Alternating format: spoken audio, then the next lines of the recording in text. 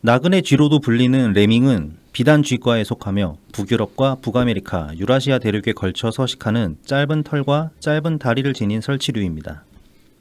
외관상으론 특별한 점이 없는 이 작은 쥐가 널리 알려진 것은 아마도 특이한 습성 때문일 겁니다. 1958년 개봉한 다큐멘터리 영화 하얀 광야에서 한 무리 전체가 줄지어 바다로 뛰어들어 익사하는 장면이 공개된 이후 레밍은 괴이한 습성을 가진 동물로 유명해졌습니다. 이런 습성에 대해 다양한 가설들이 제기되었습니다. 대표적으로 자기장 이상으로 방향 감각을 상실해서 벌어진 일이라거나 좁은 지역에서 폭발적으로 증가한 개체수를 조절하기 위한 자발적인 행동이라는 가설 등이 있습니다. 현재까지 나온 것 중 가장 신빙성 높은 가설은 개체수의 증가로 먹이 경쟁에서 밀려난 무리가 새로운 먹이를 찾아 이동하던 중 무리의 리더가 나쁜 시력으로 바다를 쉽게 건널 수 있는 강으로 착각하여 벌어진 일이라는 것입니다. 국내에도 널리 알려진 프랑스의 수설가 베르나르 베르베르는 이 가설에 조금 더 흥미로운 이야기들을 덧붙입니다. 개체수의 증가에 따라 새로운 먹이를 찾아 이동하는 도중 벌어진 사고라는 견해는 같으나 그것이 레밍의 나쁜 시력 때문이 아니라 지각 변동 이전부터 유전자에 각인된 이동로가 지각 변동으로 바다로 바뀌었음에도 변화된 환경을 받아들이지 못한 채 과거로부터 이어져 온 정보에만 의지한 끝에 벌어진 일이었다는 것입니다. 나쁜 시력 탓이든 인습의 얽매인 탓이든 결국 현실을 제대로 파악하지 못한 리더로 인한 참사였다는 점은 동일합니다. 6월 1일 치러진 지방선거 결과 예상 질문에 더불어민주당 국회의원 공민정은 다음과 같이 답했습니다. 한 곳이라도 더 석권하면 굉장히 큰 성과라고 얘기한 이유는 4년 전에는 대구 경북을 제외한 나머지 곳이 다 파란색이었습니다.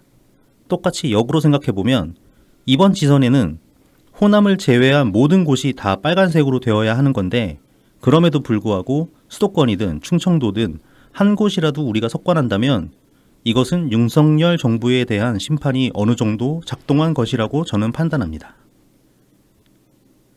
세상의 모든 일에는 나름의 이치가 있고 모든 결과에는 교훈이 있습니다.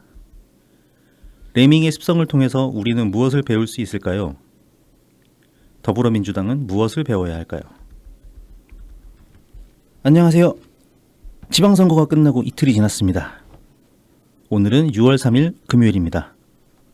저는 나이브TV 블랙하우 PC입니다. 네, 호구맨입니다. 네, 드디어 지방선거가 끝났습니다. 아유, 지긋지긋했어. 아주 그냥. 지긋지긋했어요. 경기도가 진짜 핫했어요.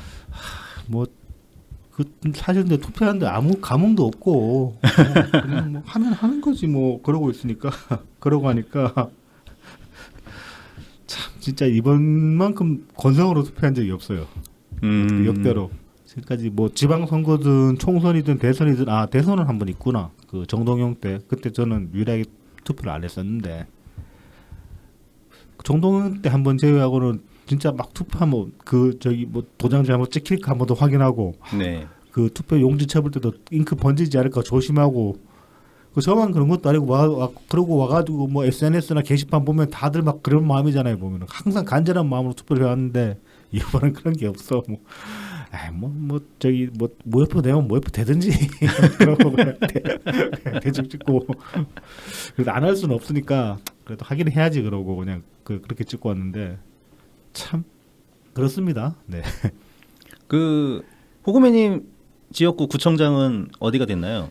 저희는 민주당이 됐어요. 그렇군요. 네, 그 몇 안 되는. 네.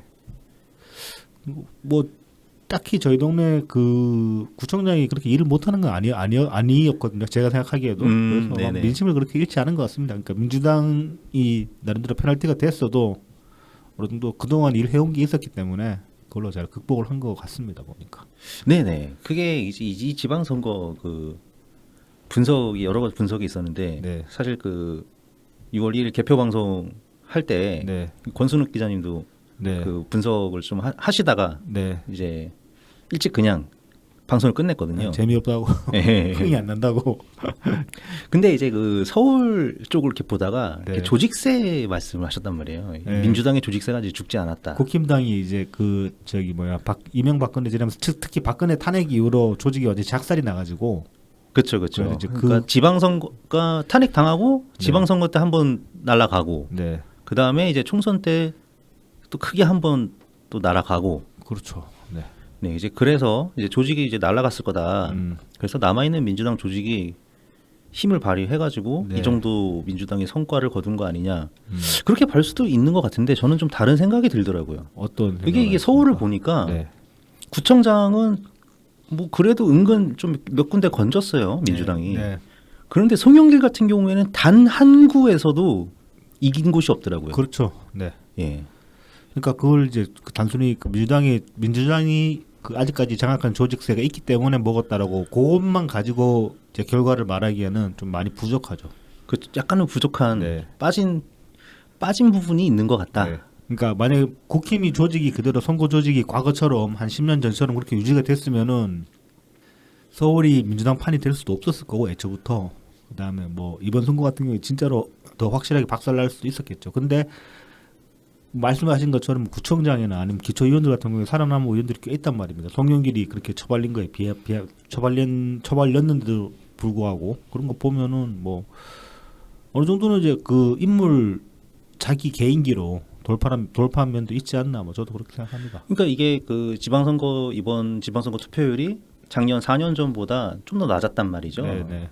그래서 이제 좀 자연스럽게 생각하는 것 같아요. 네. 이제 어떤 중도 민심이 투표에 참여하는 사람들이 줄어들었고, 그래서 상대적으로 이제 조직세가 지지층끼리 싸움이 붙으니까 네네네. 결국 조직세 싸움이 됐다. 뭐 그렇게 볼 수도 있죠. 근데 역시 이번에도 제가 보니까 결정적인 한 방은 결국은 중도의 민심이 그렇죠. 송영길이 나타낸 게 나가 아닌가. 떨어진 게 그걸 예. 증명하는 거죠. 그리고 이제 매우 안타까운 게 경기도에서도 사실 좀 그런 느낌이 보이더라고요. 네. 제가 표를 보니까요. 네. 이 경기 도의원들이 당의 네. 도의원 후보들이 받은 표를 더해 보면은 음. 김은혜 후보가 받은 게 조금 적어요. 네. 그러니까 예를 들어서 이제 국민의힘이 더 표를 많이 받은 그런 시에서 네. 만약에 4% 차이가 있으면은 김은혜 후보 같은 경우는 3%밖에 못 벌리고 그런 식으로 1% 아니면 네. 뭐 0.5%씩 네. 조금씩 다 못 미치더라고요. 네. 그 다음에 예를 들어서 뭐 민주당이 더 표를 많이 받은 곳이 만약에 5% 차이로 졌다. 근데 김은혜 후보는 뭐 5.5% 뭐 이런 식으로 지고 그런 것들이 모여가지고 이번 결과가 만들어진 거 아닌가. 그게 이제 그 어느 분이 이제 김은혜가 낙선한 이유에 대해서 그런 분석도 하셨던데 여자여서 졌다. 김동연은 상대적으로 보면은 어찌됐든 간에 정부 부총리 출신이잖아요. 그렇죠. 예. 거기다가 남자고 그러니까 이제 상대적으로 좀 더 그냥 생각 없이 투표하는 사람들이 보기에 좀 더 신뢰성을 주는 면이 있지 않았나 뭐 그렇게 분석하는 것도 있는데 저도 그것도 어느 정도는 뭐 신빙성이 있다고 생각합니다. 아직까지 차별적 시각이 사라진 게 아니기 때문에. 네. 그다음에 이제 김은혜 후보 같은 경우는 선거 막판에 약간 악재가 네. 그 재산 신고 관련한 네네. 악재가 있었죠. 네. 근데 저는 그거는 크게 작용하지 않았을 것 같아요. 그거는 이제 가늠하기 쉽지는 않은 것 같아요. 네. 어려운데 그런 것도 워낙 표 차이가 그렇죠. 적으니까 박빙이니까 예. 이번 정도 그렇죠. 결과를 만들어내는 데에는 영향을 끼치지 그렇죠. 않았을까. 그랬을 수도 예. 있죠. 그런 생각이 들더라고요. 어쨌든 경기도는 아쉽게 됐습니다. 근데 이제 그 말씀하신 그 경기도 뭐 권역 내에서 그러니까 뭐 시든 구든 그 안에서 받은 그 안에서 이제 그 뭐 자치단체장이나 의원들이 받은 표보다 김은혜가 받은 표가 적다고 하셨는데 민주당 같은 경우는 그 반대되는 케이스가 있죠. 남양주가 그렇죠. 아, 예, 그렇죠, 그렇죠. 최민희는 김동연이 남양주에서 받아간 표만큼도 못 받아갔죠. 네, 표 차이가 꽤 많이 났죠. 이거는 확실하게 말할 수 있는 거죠. 얼마나 비호감인지. 그렇죠. 그 동네에서. 그러니까 사람들이 정치에 관심이 없고 그런 것 같은 그런 사람들도 보면 알아요. 척 보면 안다니까. 어느 정도는 다 알아요. 느낌 가는 대로, 마음 가는 대로. 간파하게 되어 있는 부분들이 있는데 그것들을 너무 뭐 이를테면 최민희 같은 부류들은 이 지지자 장사 그러니까 팬덤 정치질 하면서 박지현이 말한 그 팬덤 정치질 하면서 그 일반의 어떤 시각이 어떤지를 파악하는 그런 감각을 완전히 잃어버린 것 같아요. 자기가 보통 사람들한테 어떻게 보이는지 그거를 생각을 못 하는 거야. 근데 이제 이분이 뭔가 이렇게 뭔가 멘탈이 나가신 것 같더라고요. 글 쓴 거를 보니까 네. 글이 상당히 썩은 글이 하나 올라왔죠. 막 느낌표만 엄청 붙이고 자기 딴에는 피터하는 심정으로 쓴 것 같은데 뭐 내가 보니까 난 보니까 와 진짜 글 못 쓴다 그 생각밖에 안 드는 그런 글을 올렸더라고. 피토하는 게 아니라 이 피똥 싸는 심정 그런 게 아닐까. 막 속이 쓰려가지고. 그러니까 뭐 최민희 말지 기자였다며. 그렇죠. 월간 말지가 수준이 이거밖에 안 돼요? 말지 기자 출신이 글을 이렇게 못 써? 나보다도 못 쓰는데? 그런 거죠. 말지 출신이 지금 알려진 게 대표적으로 알려진 게 최민희, 정봉주. 뭐 그다음에 옛날에 이해찬이 편집장으로 있었고 그렇다고 하긴 하는데 그래도 말지가 한때는 우리 이쪽 진영에서 상당히 그 저기 뭐 문학적으로 가치가 있는 그런 잡지로 이제 평가를 받았었는데. 문학적으로. 예. 그러니까 이제 글이 유리하다 그런 평가가 있었는데. 무슨 아는 것 같아. 그냥 그다 개뻥이고 진짜 정봉주나 최민희 보면은 어디서 아니 뭐 민주당 기득권이 개파들을 내려놓기 뭐 하자고 이렇게 시작을 하다가 갑자기 마지막에 일어나라 깨시민들이요 이렇게 끝이 나니까 의식의 흐름대로 쓴 거야. 그러니까 이거 마치 그 우리 지난주에 소개해드린 그 경기도당에서 그 문자제라고 비슷하죠. 네. 네. 그러니까 뭐 문자 보는 게 초민이 아니냐 뭐 그런 말씀을 트위터에 하셨더만. 예, 의심이 되더라고요. 예. 아무튼 본 내용 들어갑시다. 이거 이렇게 사설이 왜 이렇게 길어 오늘. 네, 사실 저 때문에 길어졌습니다. 어쨌든 참 투표율이 낮아도 네. 민심은 어느 정도는 다 드러나는 것 같습니다. 그렇죠. 그리고 그 일반 사람들의 눈이 그렇게 틀리지 않아요.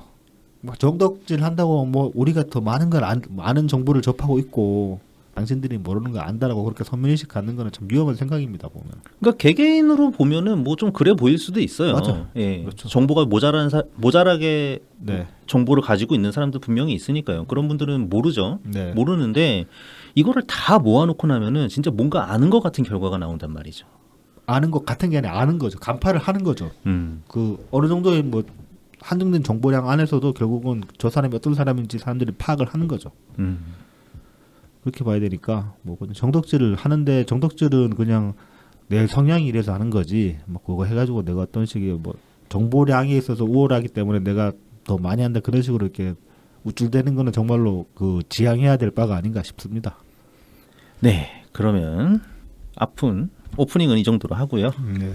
일단 저희를 도와주시는 고마운 분들 소개해드리고 광고 보내드리고 본 내용으로 들어가겠습니다. 네. 후원 계좌를 통해서 트친 S님, 달탄양님, 친절한 이순씨님, 네 그리고 딱딱이 남양주님 후원해 주셨습니다. 감사합니다. 감사합니다. 그리고 제공입니다.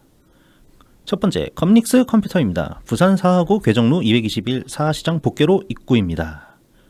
컴퓨터 조립 수리 전문점이고요. 원하시는 사양에 맞는 최적의 견적을 내드리고 조립 세팅까지 완벽하게 마무리해드립니다. 방문 AS와 고장 수리뿐 아니라 원격 지원 및 업그레이드도 가능하니 부담 갖지 마시고 언제든지 문의 주세요.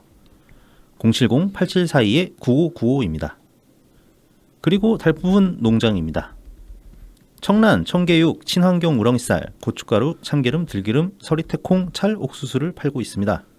지금은 유통기한 임박해서 할인 판매하고 있는 칠곡 미숫가루, 옥수수 뻥튀기가 있습니다. 미숫가루도 유통기한 임박 상품인가요?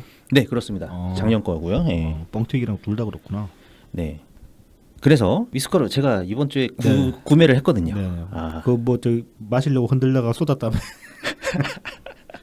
제가 이 미숫가루 먹겠다고 다이소에서 2,000원짜리 흔들 쉐이커 병을 사가지고. 네. 그 병이 불량이었습니까? 뚜껑을 제대로 안 닫은 거예요? 아닙니다. 그냥 제가 너무 뜨뜻한 물을 넣고 그냥 너무 열심히 흔들어가지고 뚜껑에 못 버티고 그러니까 내부 압력이 올라간 거죠. 흔들면서. 아니고. 왜 그런 거 있잖아요. 믹서 뜨거운 거 믹서로 갈 때 조심해야 된다고 하잖아요. 그렇죠. 그거랑 똑같은 짓을 한 거죠. 신나게 흔들다가 이 뚜껑이 펑 하고 그냥 열려가지고 그런 일이 있었고요. 네. 어쨌든 미숫가루 매우 맛있습니다. 맛있겠죠. 네, 뭐 인터넷에 검색해 보면 뭐 17곡 미숫가루, 뭐 15곡 미숫가루 뭐 이런 것들도 있는데요. 네. 예, 뭐 7곡 충분합니다. 먹어보니까 향도 굉장히 구수하고 좋고요. 오랜만에 미숫가루 향을 맡으니까 좋더라고요. 아침이 든든하시겠네요, 당분간. 네네. 이제는 컵라면이랑 좀 멀어지려고요. 네, 좋은 생각입니다. 네. 그래서 찹쌀, 현미, 보리, 흑미, 흰콩, 검정콩, 옥수수, 귀리 이렇게 7가지 곡물을 옛날 방식으로 쪄서 말렸습니다. 무설탕이고요. 배송료 포함 8,500원에 모십니다. 네. 뻥튀기는 껍질 있는 뻥튀기 15,000원, 껍질 없는 뻥튀기 18,000원에 판매 중입니다. 그 좀 더 부드러운 걸 원하시는 분들은 껍질 없는 거를 뭐 추천한다고 그러더라고요. 그렇겠네요. 예. 자, 주문 방법은요. 트위터나 인스타그램에서 달품은 농장으로 검색하셔서 팔로우 하시고 DM 주시면 되고요. 전화도 가능합니다. 010-7921-9757로 전화나 문자 주세요. 네, 그러면은 쉽게 받아보실 수 있습니다.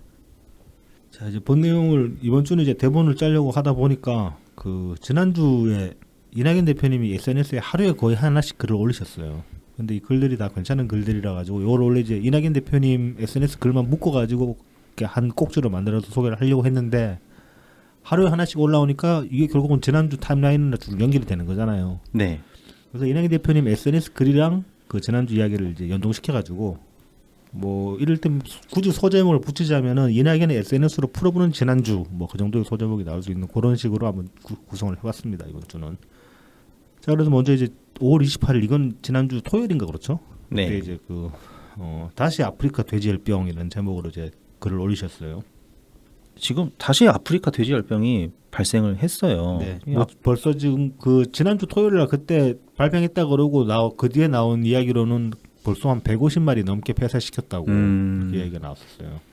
이게 이제 문재인 정부 때 굉장히 이전 정부, 특히 이명박 정부죠. 네. 어떤 그 가축 질병 관련해 가지고 그때는 거의 저기 뭐 비유를 하기를 그 아우슈비츠에서 유태인 학살하는 그 정도 수준으로 비유를 했었거든요. 네, 그래서 엄청난 논란과 함께 논란도 있었고 실제로 그 저기 뭐야 그때 장비로 이렇게 땅 파가지고 그렇죠. 그냥 불도저라 진짜 사체를 다 밀어가지고 구덩이 메웠잖아요. 산채로 그냥 때려 부었죠 돼지들. 네, 그거 직접 작업 참여하셨던 분들 PTSD가 장난이 아니었다고. 네. 네. 트라우마가 네. 아주 심했다고 하죠. 그 사람한테도 못할 짓이고 짐승한테도 못할 짓을 한 거예요, 말하자면. 이 정부가 멍청하게 굴어가지고 그랬던 건데 이낙연 문재인 정부 들어가지고 우리는 돼지열병 지나간 줄도 잘 몰랐잖아, 사실.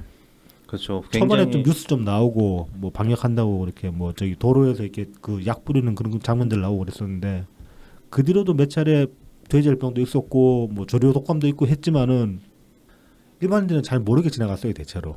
그렇죠. 뭐 거의 이제 그 업계에 종사하시는 분들은 이제 그런 거 올 때마다 잘 주의를 하고 아시겠지만 그 정부 때 정말 방역을 잘했다고요. 근데 이거는 그 참여정부의 유산이죠. 네네. 돼지열병 정말 방역 빡세게 잘했던 게 노무현 정부 때 아닙니까? 참여정부 때고. 그때 아마 구제역이었죠. 네, 구제역이고 그럴 때 그때 근데 그거를 바로 옆에서 지켜보신 분이 문재인 대통령님이니까. 그리고 이제 그때 그때 그 방역했던 그것들을 다 또 이제 자료로 만들어서 남겨놨는데 이명박이 쌩깠기 때문에 쌩까고 개판 친 거고 말하자면은. 그렇죠. 문재인 대통령님 그거를 옆에서 지켜보신 분이기도 하고 그 자료를 또 찾아보셨겠죠 아마. 그래서 이제 확실하게 방역한 그런 이제 그 경험이 있으니까 뭐 살처분이 거의 제로에 가까웠습니다. 네. 돼지의 경우는 그랬고 그 다음에 조류독감의 피해도 역대 어느 정부에서 봤던 것보다 손실이 적었죠. 네. 그건 계란값 보면 알아요. 계란값. 그렇죠. 예. 다만 이제 코로나 발생과 동시에 펼쳐진 이제 집권 후반기쯤에 일어난 조류독감에 대해서는 뭐 조금은 피해가 있었는데 그래도 네. 뭐 아주 심각하지는 그렇죠. 않았다. 그렇게 볼 수 있겠죠. 그건 이제 코로나 때문에 어쩔 수 없었던 부분이 예, 있었고 인원의 한계, 네. 인력의 한계가 있었죠. 그래서 근데 그런 자료들이 우리 농식품부에 잘 보관돼 있고 네. 이거는 국제기구에 초청받아서 보고되기도 했던 아주 네. 귀한 자료라고 합니다. 네. 그래서 윤석열 정부 농식품부에서도 참고하기를 바란다. 네. 네, 그 세계가 본받고 하고 싶은 역량과 경험이 우리한테 있다. 이런 말씀. 이명박처럼 하지 말라는 소리죠. 이거. 그렇죠. 네. 예. 윤석열이 무슨 그 이명박 정부 때 뭐 자기가 검찰질하면서 이명박이 쿨했다고 그런 소리를 하니까 괜히 높아진 날만도 하지. 그렇죠, 그렇죠. 그러니까 그냥 하면 돼요. 이거 뭐 만약에 저기 뭐 윤석열 정부가 이 돼지 방역하는데 문재인 정부의 어떤 그 방역 데이터를 참고를 해서 방역 그 노하우를 참고를 해서 방역을 잘 했다고 칩시다. 그러면 칭찬받는 건 윤석열 정부예요. 그렇죠. 윤석열 정부 잘했다고 그러지 그거 다 문재인한테 배운 거 아니야? 그래서 아무도 얘기 안 해요. 그럼요. 잘하는 건 그래도 잘해주길 바라는 거예요. 그렇죠. 잘하는 거 개판 치니까 욕먹는 거지. 국민들 좋고 네. 윤석열 정부는 정부 지지율 올라가서 그렇죠. 좋고. 그렇죠. 그러니까 이런 거 좀 그 괜히 또 뭐 억한 심정 갖거나 뭐 지난 정부 색깔 지어야 된다고 그냥 뭐 그 쓸데없는 짓거리 하지 말고 그냥 그 시킨 대로 잘하길 바랍니다. 그러니까 편하게 갈 수 있는 네. 길은 편하게 네. 가시길 바랍니다. 네. 이게 수권 정당 프리미엄 아닙니까? 그렇죠. 우리가 해봤으니까 내가 해봐서 아는 데라고 딱 특히나 이낙연 대표님은 이거 내가 해봐서 아는 데라고 말할 수 있는 분이지. 그냥 하셨나? 겁나 잘하셨죠. 막 밤에 막 자다가 갑자기 막 불시에 점검 나오고 그랬던 분인데 네. 참 이 첫 번째 글부터 또 짜증이 납니다. 이런 분을 당해서 아직도 이제 이야기하면 계속 나오겠지만 네, 일단 그러면 다음 소식으로 넘어가 보죠. 그 다음에 이제 5월 30일에 이낙연 대표님께서 평산마을 소식에 대해서 트윗을 남기셨습니다. 네. 이거 이제 트윗이랑 페이스북이죠. 네, 같이 남기셨죠. 네. 이건 전문 한번 읽어주시죠. 네, 제목은 이렇습니다. 평산의 소란 이대로 두지 말라. 문재인 전 대통령 사저가 있는 경남 양산 평산. 48가구가 살던 시골 마을이 오랜 평온을 잃고 최악의 소요에 시달리고 있다. 차마 옮길 수 없는 욕설 녹음을 확성기로 온종일 틀어댄다. 섬뜩한 내용의 현수막이 시야를 가리고 험악한 사람들이 길목에 어슬렁거린다. 이런 일을 처음 겪으시는 마을 어르신들은 두려움과 불면으로 병원에 다니신다. 주민들의 그런 고통에 전직 대통령 내외부는 더욱 고통스럽고 죄송스럽다. 부당하고 비참한 현실이다. 집회와 시위 자유는 우리 민주화의 결실이다. 그러나 그것이 주민의 일상을 파괴하고 자유를 침해하는 것은 표현의 자유를 벗어난다. 더구나 끔찍한 욕설과 저주와 협박을 쏟아내는 것은 우리가 지향한 민주주의가 아니다. 이 지경이 됐는데도 정부와 지자체, 특히 경찰은 소음 측정이나 하고 있다. 업무 태만을 넘어 묵인이 아닌지 의심받아도 할 말이 마땅치 않게 됐다. 주민의 평온한 일상이 깨지지 않도록 적극적으로 대처해야 옳다. 국회는 집회와 시위 자유를 본질적으로 제약하지 않되 주민의 피해를 최소화할 입법을 강구하기 바란다. 우리 민주주의의 성숙을 위해 증오연설, 규제 입법을 서두를 것도 국회에 주문한다. 일본에서도 일부 지방은 제1한국인에 대한 증오연설을 규제하고 있지 않은가? 요 이제 헤이트 스피치 그 규제 입법 요게 이제 저는 좀 이제 눈에 띄었거든요. 그 이전에 이제 그 지난주에 제가 소위를 그 정청래 입법에 관해서 말씀을 드렸죠. 네. 보면은 그건 이제 그 집회 장소에 대한 규제를 이제 강화하자 뭐 그런 취지로 해가지고 그 퇴임 대통령 사저 부근 100m에도 이제 집회 금지를 규정을 만들자 그런 거였는데 그거는 그때도 말씀드렸지만 그건 사실 있으나 마나한 거고 왜냐하면은 무엇보다 지금 평산에 설치는 쟤네들이 대통령 사저랑 거리가 한 100m 돼요. 네네. 걔네들도 그 애초에 이제 그 100m 규정이라는 거, 그러니까 이를테면은 뭐 대사관에서도 100m, 그다음에 청와대에서도 100m 그런 식으로 이제 규정이 돼 있으니까 그거를 어느 정도 염두를 해두고 거리를 띄운 것 같아. 거리를 띄우고 데시벨도 맞추고 있잖아요. 네. 얘네들이. 그러니까 뭐 100m는 의미가 없어요. 그러니까 그리고 사저에서 100m 그러면은 사저 부근에 사는 사람들한테 다 피해가 간다는 소리죠. 그러니까 그렇죠. 사저에서 200 예를 들어 200m 해도 그 대통령님한테는 피해가 덜 갈지는 모르겠지만은 주변에 사는 사람들은 또 그대로 고통 받는 거예요. 그러니까 애초에 말을 못하게 만들어야 되는 거니까 이거는 그런 식의 집회는 못하게 만들어야 되는 거니까 헤이트 스피치 규제가 맞는 거죠. 그래서 이제 뭐 다시 말씀드리지만 정청래 그거는 그냥 자기 생색내기용 뭐 그다음에 나중에 이제 뭐 나도 뭔가 했다 그런 식으로 이제 생색내기용밖에 안 되는 거다라고 저는 말씀을 드렸었고 그래서 그게 답답하시니까 많은 분들이 그 정청래 입법안에 대해 가지고 이제 그 찬반 게시판에 이제 가가지고 찬성글 좀 써달라고 이제 그런 링크를 많이 올리셨는데 그 심정은 10분 이해가 가는데 저는 그 링크에는 응하지는 않았거든요 사실. 하나만 한 거라고. 그냥 그 정청래 그냥 자기 광팔려고 하는 거라고. 그러니까 지금 이 헤이트 스피치 규제 입법을 빨리 서둘러야 된다. 네. 이걸 이제 만약에 우리가 당에 뭔가를 요구를 한다면은 이거를 요구해야 되는 게 저도 맞다고 봅니다. 그러니까 이거는 이제 내용을 갖다가 컨트롤을 하는 거니까 집회 자체, 그러니까 집회와 시위의 자유 네. 이것을 크게 해치지 않으면서 다만 이제 컨텐츠에 있어서 이거는 일방적인 어떤 언어 폭력이잖아요. 그렇죠. 지금 시위가. 네. 그러니까 그런 거를 할 수 없게끔 네. 만드는 거니까 괜찮은 것 같습니다. 이게. 집회 뭐 집회를 한 주장이 있어야지 주장이 아니라 괴롭히는 말만 쏟아내는 게 이게 무슨 집회냐고 그 시위냐고 아니 이건 아무것도 아니 이거는 폭력이죠, 폭력. 그쵸 테러고 폭력이죠. 네. 자 이제 이날 보면은 그 평산마을 비서실에서도 이제 보도 자료를 냈습니다. 이게 이제 많이 그날 뉴스에 많이 나와가지고 저도 사실 그거 보고 좀 놀랐었고 왜냐하면 그 영상을 제대로 본 적은 없었는데 영상을 이제 추려가지고 이제 영상을 올렸기 때문에 보고 저도 이제 많이 충격을 받았었는데 보도 자료를 보면은 이제 평온했던 마을이 고성과 욕설이 난무하는 현장이 됐다. 마을 어르신들은 매일같이 확성기 소음과 원색적인 욕설에 시달리며 말할 수 없는 고통을 받고 있다. 막무가내식 저주와 욕설로 선량한 주민들이 피해가 커지고 있음에도 공권력은 왜 무기력해야 하는지, 마을 주민들의 사생활 보호, 행복 추구권은 어떻게 보장할 것인지 등에 대해 실천적 논의가 이루어지길 바란다라고 하면서 이제 그 영상을 공개를 했어요. 그래서 이제 이날을 기점으로 해가지고 이제 그 지상파나 뭐 각종 이제 언론들에서도 이걸 좀 심도 있게 다루기 시작했고 영상들도 이제 많이 나갔습니다. 그리고 이제 이어서 5월 31일 날 대통령님이 이제 대리인을 통해서 양산경찰서에 이제 고소장을 접수를 하셨죠. 이 고소장이 상당히 좀 무게가 있습니다. 보면은 고소인이 이제 문재인, 김정숙으로 되어 있으니까. 네.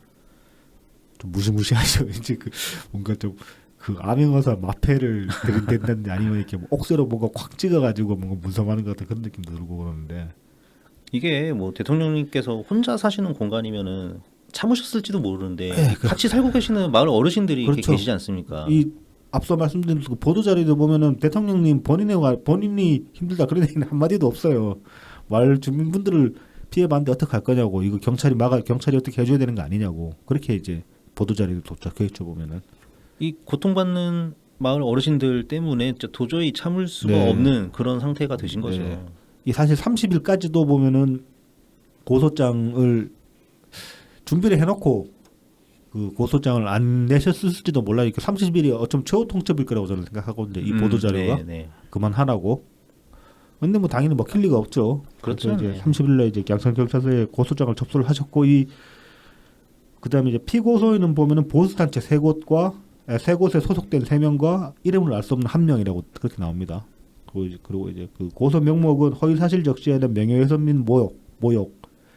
이건 이제 대통령님한테 직접적으로 이제 대통령님 직접적인 피해자가 되는 거죠. 그다음에 네. 공공의 안녕에 위협을 끼칠 것인 명백한 집회를 열어 집회 시에 그러니까 집시법 위반. 네, 지시법 그다음에 위반. 살인 및 방화 협박. 요거 이제 걔네들이 한 소리 중에 뭐 불질러 버리냐 죽여 버리냐 그런 소리를 했어요. 근데 이제 이게 좀 그 폭처법상 공동 협박에 들어가가지고 이게 좀 죄가 가볍지가 않습니다. 단체로 와서 하니까 이게 가능하다는 것 같더라고요. 네, 이게 개인 대 개인에서 막 야 이 새끼 너 죽여버릴 거야 이렇게 말하는 거랑 참 수위가 다른 거예요. 이거는 많이 그렇죠. 다른 거예요. 네. 이거 이제 보면 요 관련해 가지고 장덕천 시장님도 이제 요날 그 트위터를 올리셨는데 네, 이분도 이제 법률가죠. 전 몰랐는데 율사 출신. 예, 그 장덕천 시장님 맞발해놓고 글은 많이 봤는데 그동안에 프로필을 한 번도 안 들여다봤는데 그러셨구나. 요 트윗 보면 옆에 이렇게 프로필 뜨잖아요. 보니까 이 양반도 율사였구나. 예. 알게 돼가지고 굳이 적어놨는데 장덕천 시장님이 이제 노무현재단 자문 변호사도 얘기하셨고 그다음에 이제 19대 대선 문재인 후보 법률 인권 특보도 이제 얘기를 하셨어요. 보면은 조공환 시장님 율사는 아니지. 네네. 장덕천 시장 같은 경우도 좀 몰랐는데 의외로 율사 출신이더라고요. 행정을 너무 잘하셔가지고 네. 이 변호사 출신이라는 거는 생각을 아예 안 하고 있었어요. 그러니까요. 예. 그래서 이제 그 트윗 내용을 보면은 대통령님 고소 내용에 살인 및 방화 협박, 폭처법상 공동 협박이 들어가 있는 것이 충격입니다. 폭력행위 처벌법에는 범죄단체 구성 활동을 처벌하는 조항이 있는데 판례상 다른 단체보다 쉽게 인정됩니다. 이 부분을 반드시 수사해야 됩니다. 그러니까 이게 약간 이제 그런 느낌이더라고요. 이게 얘네들이 일종의 조폭이구나. 네, 조폭되는 거예요. 예, 그렇죠. 네, 조직 폭력배죠. 맞죠. 그리고 이거에 따르면 이제 뒤에 윤영찬 의원 페이스북을 소개를 해드리면 거기서 다시 나올 내용이지만 이렇게 엮어버리면은 그 슈퍼챗 쏜 사람들 있잖아요. 네. 그 사람도 공동 정보로 들어갈 수 있어요. 아. 돈 대주는 거잖아. 그렇구나. 그러니까 여러 명 달려 들어갈 수도 있다. 그러네. 그러니까 조폭한테 돈 대주는 거 그렇죠. 되는 거네. 그럼 돈 뺏긴 게 아니잖아. 그렇죠, 그렇죠. 적극적으로 후원한 네. 거니까. 청구한 거랑 마찬가지지 어떻게 보면. 아, 그럴 수도 있네요. 예. 그거 이제 청부. 그거는 그 재판을 어떻게 끌고 갔냐에 따라 가지고 충분히 청부로 저는 저 같으면 청부로 만들 것 같아. 저는 좀 나쁜 놈이기 때문에. 자, 그래서 이제 이 대통령님이 이제 고소장 접수하신 이후에 그다음에 그러고 나서 이제 유튜브 채널 뭐 시골 TV 뭐였지? 뭐 시골아지였나 아무튼 이 관련 이제 유튜브 채널 그 안종건이 파는 부계 같은데 아니면 그 안종건이 하는 걸 또 중계하는 다른 유튜브 채널인지 저는 그건 정확하게 모르겠는데 아무튼 그 한 채널에서 이제 얘네들이 그 라이브 하고 나서 영상이 남잖아요. 네네. 그 남은 영상들을 다 비공개로 돌리기 시작했어요. 그래가지고 이제 그 뭐 문파분들은 이제 저거 이제 후달리니까 고소들 하니까 후달려서 이제 증거인멸하려고 주는 거 아니냐 그런 식으로 이제 이야기들이 나왔는데 그랬다면 이제 또 그걸 봤나 봐 아니면 뭐 얘네들 트위터를 모니터를 하고 있는지 아니면 전에 들은 건지는 모르겠는데 그랬다면 이제 자기들 그 유튜브 채널 커뮤니티에 이제 비아냥대는 글을 썼어요. 뭐 내가 쫄아서 그런 줄 아나 본데 아닌데 막 그러면서 뭐요 그 수익 심사 들어갔는데 그거 대비해서 저 그 잠시 비공으로 돌려놨다고 그렇게 또 글을 써놨어요. 근데 이 사람은 정말 멍청한 거야. 그거를 지금 지웠다는 것 자체로 두 가지로 해석을 할 수가 있어요. 쫄려서 지운 거라 그러면은 이게 지도 그 짓 하는 게 그 범죄라는 걸 알았다는 소리거든. 알면서도 죄를 저질렀으니까 죄질이 더 나빠지죠. 일단 네. 우발적인 것도 아니고 계획적이면서 심지어 이게 불법이라는 거 알면서도 저질렀다는 거니까 죄질이 더 나빠지는 거고 만약에 그게 아니라 얘 말대로 그 저기 뭐 수익 심사 들어가는데 그것 때문에 잠시 비공으로 돌려놨다 그러면은 그 짓으로 돈 벌기 위해서 했다는 거잖아. 그렇죠, 그렇죠. 그럼 애초에 얘네들이 변호 논리로 세울 수 있는 것 중에 하나가 이거 정당한 정치 행위다, 정치 참여 행위다라고 말을 못 하게 되는 거예요. 자기가 돈벌이로 했다는 걸 실토를 해버린 거야. 이거는 지금 그러니까 영리 사업이었다. 이렇게 되는 거지. 그러니까 허세를 부릴래도 좀 머리를 굴려가면서 부리고 허세에 부를 땐지 엎드릴 땐지 좀 알고 날뛰라고 왜 이렇게 멍청해. 그래서 참 그 글 보면서 많이 한심했습니다. 저는. 네네. 자 이제 이어서 이제 윤영찬 의원님도 보면은 그 요 이낙연 대표님 SNS 글이랑 맞춰가지고 보면 몇 개 이제 뭐 페이북 글이나 트위터 글을 올리셨는데 이것도 버릴 만한 글들이 없어가지고 같이 소개를 해드리려고 하는데. 자, 이제 31일 날 트위터 글은 이렇습니다. 이제 청와대 출신 의원들과 성명서를 냈습니다. 공권력은 평산 마을에 사는 국민들을 지켜야 할 의무가 있습니다. 양산에서 벌어지는 일은 집회 및 시위에 관한 법률이 금지하고 있는 공공의 안녕 질서에 직접적인 위협을 끼칠 것이 명백한 행위입니다. 내일은 양산 경찰서를 찾아 적극 항의할 것입니다. 라고 이제 31일 날 이렇게 글을 올리셨고 다음날 정말 경찰서를 찾아가셨어요. 이제. 그 민당 의원 몇 명이랑 뭐 윤건영도 있고 민병두도 있었던 거 뭐 그렇고 아무튼 그래서 좀 네. 멤버들이 좀 찝찝하긴 했는데 뭐 그래도 청와대 출신들이니까 그래도 찾아가는 게 맞고 그렇죠. 뭐, 예. 그 사람들 뭐 과거에 뭐 또 어떤 볼소리를 했든 간에 이거라도 해야죠. 이거라도 해야죠. 예. 근데 김두관 안 갔더라고. 누구요? 김두관. 지역군데 안 가. 이 사람이 뭐 하는 거야? 김두관 영 아닌 것 같아. 누구보다 나서야 될 사람이. 아니 그리고 그때 그랬다고 자기가 퇴임 대통령 잘 모시겠다고 총선 때만 해도. 그렇죠. 그래놓고는 이제 와서 그러고 생각하고 있어. 그래서 이제 그 윤영찬 의원이 올린 보도 자료 내용에 의하면은 대통령님 사저 앞에서 벌어지고 있는 네, 이제 폭력 집회가 6월 1일 날 올리신 글이죠. 네. 이거는. 그래서 집시법을 어기고 있고 그다음에 이제 그 6월 1일 나가서 확인한 사실이 이제 그거라는 거죠. 주거자 사생활 집시법에 이 항이 있는 걸 저도 몰랐는데 주거자 사생활의 평온을 뚜렷하게 해치는 경우라는 이제 그런 조항이 있어요. 이게 이제 집시법 8조 5항 1호에 있는 규정인데 이거를 여기에 걸린다는 게 이제 여기 걸리면은 제한할 수가 있다. 네. 경찰이 적극적으로. 네. 그런 얘기죠. 네. 근데 경찰이 지금까지 방관한 거지 사실은. 그렇죠. 이런 규정이 있었는데 우리는 이런 규정인 거 몰랐잖아. 그래서 지금까지 저거를 집시법으로는 못 막는구나 그렇게 생각을 했는데 그게 아니었던 거지. 집시법으로도 막을 네. 수가 있고. 네. 그래서 이제 그 양산서장한테 경고를 냈다고 네. 하고요. 경고를 냈는데 이제 이것도 좀 이제 좀 봐야 될 게 이 상황을 방치하면 통제할 수 없는 물리적 충돌이 발생할 수 있음을 강력하게 경고한다라고 했는데 이 물리적 충돌이 뭐겠습니까? 맞불 집회? 그렇죠. 우리가 가서 들이받을 수도 있다 그 얘기가 되는 거지. 그 뭐 관련해 가지고 뭐 구체적인 건 모르겠지만은 뭐 백총도 여러 가지로 자기가 뭐 생각하고 준비하고 있는 게 있다고 그랬었고. 네. 뭐 저기 뭐 우리 방송에서 처음 이 사람 이름 나왔네. 신승목 씨. 한 번도 내려가서 뭐 한다고. 네. 뭐 후원해 달라고 뭐 그런 소리 해주고 뭐 예. 갑자기 웃기냐? 뭐 아무튼 그런 거 제외하더라도 다들 같은 마음이었잖아요. 사실 진짜 그냥 성질 같으면 내려가가지고 들이받고 싶은데 그게 그러면은 더 큰 소란이 되니까 그 주민분들한테는 더 고통이 되는 거죠. 그렇죠. 우리가 가서 소리치면 두 배로 시끄러울 거 아닙니까 사실. 네. 그 앞에서 뭐 침묵 시위하는 건 아무 의미가 없는 거고 하려면 뭐 근데 설령 맞불 집회를 한다고 쳐도 저는 맞불 집회에도 걔들은 사라지진 않을 거라고 보거든요. 오히려 더 신나가지고 더 날뛰지. 그러면은 걔들을 물리적으로 치우려면은 가가지고 치칼 들고 가서 몇 놈 담궈야 돼. 그거 아니고서 걔들을 맞불 집회한다고 치울 수 있는 게 아니라고 저는 생각을 하거든요. 그래서 맞불 집회는 난 해봤자 의미도 없고 뭐 거기서 침묵 시위를 하든 같이 무력으로 충돌을 하든 그런 의미가 없고 마을 사람들한테 오히려 더 큰 고통을 가중시킬 뿐이다라고 저는 생각을 했거든요. 그런데 이제 그래도 어찌됐건 간에 이런 식의 위협 효과를 줄 수 있는 거지. 네, 그렇죠. 내 때문에 진짜 거기서 큰일 난다고.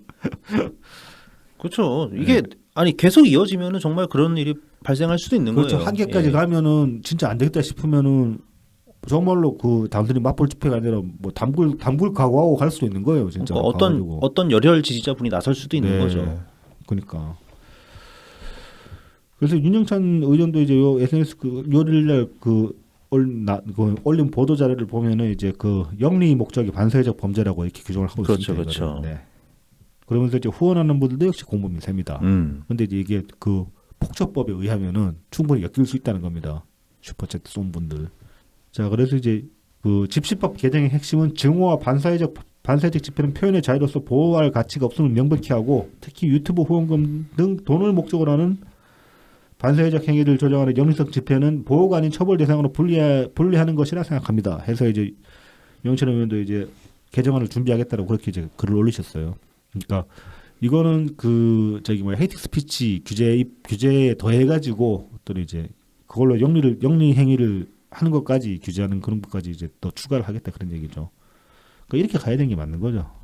다시 말씀드리지만 정청래 100m법은 그 절박한 마음으로 뭐 찬성하신 분들도 한 번쯤 다시 생각해 보셨으면 좋겠어요. 그거는 뭐 별로 실효성이 없습니다. 제가 보기에는. 그렇기도 하고 이제 더 좋은 법이 개정안이 그렇죠. 나올 거니까요. 네. 거기에 관심 가져주시고 이렇게 후원해 주시면 네. 될 것 같습니다. 자, 그래서 이제 이렇게 움직임 있고 나가지고 6월 양산경찰서에서 이제 그 집회 제한을 처음으로 통보를 했습니다. 이게 그 6월 4일부터 7일까지 부산 지역의 시민단체에서 이 집회 신고를 냈는데 100명 정도가 이제 그 사저 근처에서 하는 집회에 참석하겠다고 이제 그 신고를 했는데 이거를 집회 제한을 걸었어요. 이 집회는 이제 그 코로나19 백신 피해자 단체 회원 등이 참여할 걸로 이제 그렇게 알려져 있는데 이 사람들도 정말 그 피해자인지도 모르겠고 뭐 차에 뭐 이상한 딱지 붙이고 다니는 사람도 있고 그렇던데. 그러니까 애초에 그 반정부 문재인 정부 때 반정부 집회 계속했던 사람들이 그러니까 꾼들이 들러붙은 것 같아요. 이쪽에다 보면 그 피해자인 척하고 아니면 사실 또 피해자라고 해도 이거는 집회 그 시위가 될 수가 없어요. 그렇죠. 네. 뭐 하다못해 문재인 대통령님이 뭔가 이렇게 뭐 숨기고 안 밝힌 게 있어가지고 진실을 규명하라 그런 것도 아니고 거기 가서 뭐 하는 겁니까 대체? 일단 윤석열 정부 쪽으로 가서 왜냐하면 정부니까 이게 문재인 정부, 윤석열 정부 따로 있는 게 아니에요. 대통령만 바뀌고 대한민국 정부로서 계속 기능을 이어서 하고 있는 거거든요. 그렇죠. 그러니까 뭔가 어떤 피해에 대한 보상이라던가 아니면 뭔가 해결을 요구하려면은 네. 지금 현 정부에 가서 집회를 하는 게 맞아요. 그렇죠. 저기 뭐야 어느 분이 트위터에 보니까 저기 뭐 좀 안 좋은 말인데 써야겠다. 의선비지 타면서 아, 네네네. 뭐 그러면서 뭐 세월호를 들먹이던데 그래서 세월호 그 유족분들이 문재인 정부로 바뀌고 나가지고 박근혜 찾아가서 그 앞에서 집회한 적 있어요? 죠. 박근혜 그 깜빵 앞에서 집회하던가 안 하잖아. 그 좀 말이 되는 소리를 하라고. 좀 포인트를 잘못 짚으신 네, 것 같더라고요. 네. 근데 이 집회 제한 통고를 했는데 이 집회 제한이라는 거는 집회를 금지하는 게 아니고 집회를 뭐 하게 냅두는데 지켜보겠다 이거예요. 지나치거나 과격하면 언제든지 제한할 수 있다. 그러니까 그 이제 우리 예전에 막 광화문 같은 데 나가면은 그 뭐 남대문 경찰서장 네. 와가지고 네. 막 뭐 경고합니다 뭐 이렇게 그렇죠, 그죠. 네. 우리 그 저기 뭐 우리 저기 당사 앞에서 집회할 때도 그거 나오잖아. 시간 다 됐다고. 네. 집에 가라고. 네. 네. 그런 식으로 이제 제한 통고를 할 수 있는 제한 통고를 그러니까 시끄럽게 하면 그냥 잘라버릴 테니까 하려면 조용히 해라 그렇게 이제 얘기가 나온 거죠. 이러고 나서 이후에 또 예, 그 다음에 아마 그거죠. 그 성당이랑 예. 그 다음에 어디야? 그 대통령님 또 가시는 하여튼 어느 성당으로 가시는지 몰라가지고 성당 뭐 10여 곳에다가 집회 신고를 하고 뭐 아무튼 그 지금 그치 13곳인가 13군데인가 대통령님이 이제 그 이동하신 동선들 자기들이 나름대로 파악을 해가지고 집회 신고를 냈는데 그 중에 지금 그 마을회관 앞이랑 그다음에 뭐 식당 그러니까 그 13곳인가 그쪽에 집회 신고를 냈는데 네. 그 중에 마을회관 앞이랑 그 사제 부근 거기 집회 신고는 커팅 당했어요 아예 그냥. 그래서 참 그나마 조금씩 나아지긴 했는데 아직까지 완벽하게 쟤네들을 지금 잡아들이지 못하고 있고 이제 이 고소가 들어갔으니까 이제 일단 수사가 들어갈 거고 폭처법으로 빨리 엮어야 될 거예요. 양산 경찰서도 그 저기 뭐 윤영찬 의원이 내려가서 하신 말씀 그 허투루 듣지 말고 진짜로 그러다가 그 앞에서 뭐 살인 날지 뭔 일 날지 몰라요 진짜로 계속 냅두면은 잘 좀 합시다. 좀 적극적으로 네. 판단을 하고 대응을 하면 좋겠어요. 그렇죠. 예, 경찰 본연의 임무가 뭡니까? 시민의 안녕을 그 지키는 거 아니에요. 그렇죠. 그 무고한 시민들이 고통받고 있는데 그거 냅두면 그건 경찰이 아니지. 민중의 지팡이, 네, 민중의 지팡이가 되십시오. 민중 지팡이 돼야지. 자, 그러면은 이제 다음 소식으로 넘어가겠습니다. 네, 지방선거. 드디어 끝난 네. 지방선거입니다. 네. 그래서 대선 이후 이제 약 3개월도 안 돼서 펼쳐진 지방선거고 뭐 예상했던 바대로 국민의힘이 압승을 거두었습니다. 네. 그 관련해서 이제 연 대표님 SNS 글들 한번 봅시다. 네. 대한민국 민주주의. 요거 이제 5월 31일 날. 네, 5월 31일 지방선거 투표를 하루 앞두고 쓰신 글입니다. 네. 대한민국 민주주의 괜찮을까? 6월 1일 전국에서 지방선거가 실시됩니다. 오늘은 마지막 유세가 펼쳐집니다. 저도 6곳을 돌며 지원합니다. 저로서는 7일 미국 유학 이전의 마지막 대중연설이 됩니다. 그동안 저는 거의 전국을 다니며 국민들을 배웠습니다. 윤석열 정부의 이런저런 소식도 접했습니다. 문재인 전 대통령께서 사시는 경남 평산마을을 찾기도 했습니다. 저는 걱정이 들었습니다. 대한민국 민주주의는 괜찮을까? 선거는 정치 상황을 매듭지는 불레 역할을 하고 있는가? 국민의 마음은 정치에 수렴되는가? 어느 것도 긍정하기 어렵습니다. 올해 2월 영국의 EIU는 대한민국 민주주의를 세계 16위, 아시아 1위로 평가해 발표했습니다. 대한민국을 완전한 민주주의 국가로 인정했습니다. 우리 역사상 최고의 성적이었습니다. 국민 여러분의 피와 땀과 눈물, 그것을 통해 축적된 역량이 우리 민주주의를 그렇게 성숙시켰습니다. 그러나 지금은 어떻습니까? 새 정부와 여야 정당들은 대한민국 위상에 걸맞게 작동하고 있습니까? 양산 평산마을의 소란은 우리 민주주의 발전을 위협하고 있지 않습니까? 선거는 제 기능을 하고 있습니까? 그런 걱정 속에 국민은 또 선택하셔야 합니다. 투표가 내키지 않는 국민도 계실 것입니다. 화나고 짜증나는 국민도 계십니다. 안타깝고 송구합니다. 그러나 대한민국은 후퇴할 수 없습니다. 우리 민주주의는 더 성숙해야 합니다. 정치는 바로 서야 합니다. 그런 마음으로 투표소에 가시면 좋겠습니다. 선택이 어렵더라도 우리의 미래를 믿으십시다. 민주당 찍어달라는 말 한마디도 없죠. 단 한 말씀도 네. 예, 없으셨죠. 투표 독려하는 하지만 투표 독려하는 그런 글이죠. 이낙연 전 대표께서 이제 스스로에게 질문한 세 가지 질문. 네. 예, 대한민국의 민주주의, 그 다음에 이 선거가 정치 상황을 매듭짓는 본래 역할 네. 하고 있는가, 네. 그 다음에 국민의 마음이 정치에 수렴되는가. 네. 그러니까 민심이 과연 이제 이 정치 집단의 의사결정에 반영이 되는가, 이제 이렇게 생각해도 될 것 같은데 마지막 질문은. 이 이제 정치 상황을 매듭짓는 본래 역할 이게 저는 제일 중요하다고 보는데. 그렇죠, 네, 네. 그 보면은 언제부턴가 우리나라도 뭐 예능 프로그램이나 아니면 드라마들이 시즌제로 나오잖아요. 네, 왜 시즌제로 나오겠습니까? 여러 가지 이유가 있는데 뭐 장기로 가면은 작가들이나 그 스태프들 자체도 힘드니까 잠깐 쉬어가는 그런 의미도 있지만은 시즌제로 하는 거는 무엇보다 그 지난 시즌에 대한 평가를 내려가지고 이 프로그램을 계속 할 것인가 아니면 여기서 이제 중단을 할 것인가 아니면은 방향을 바꿀 것인가 그런 것들을 중간중간에 이제 점검해서 그렇게 이제 진행을 할 수가 있단 말이에요. 그게 용이하니까 시즌제를 채택을 하는 거거든요. 그래서 뭐 1시즌만 하고 끝나는 것들도 있고 그런 그렇죠. 것들은 네. 1시즌에서 2시즌에서 갑자기 방향이 확 틀어진 케이스도 있고 아니면 1시즌이 성공적이면 2시즌에 1시즌 해서 했던 방법론들을 좀 더 이제 뭐 그대로 개성하면서 더 발전시켜가지고 2시즌으로 나가는 경우도 있고 그렇단 말입니다.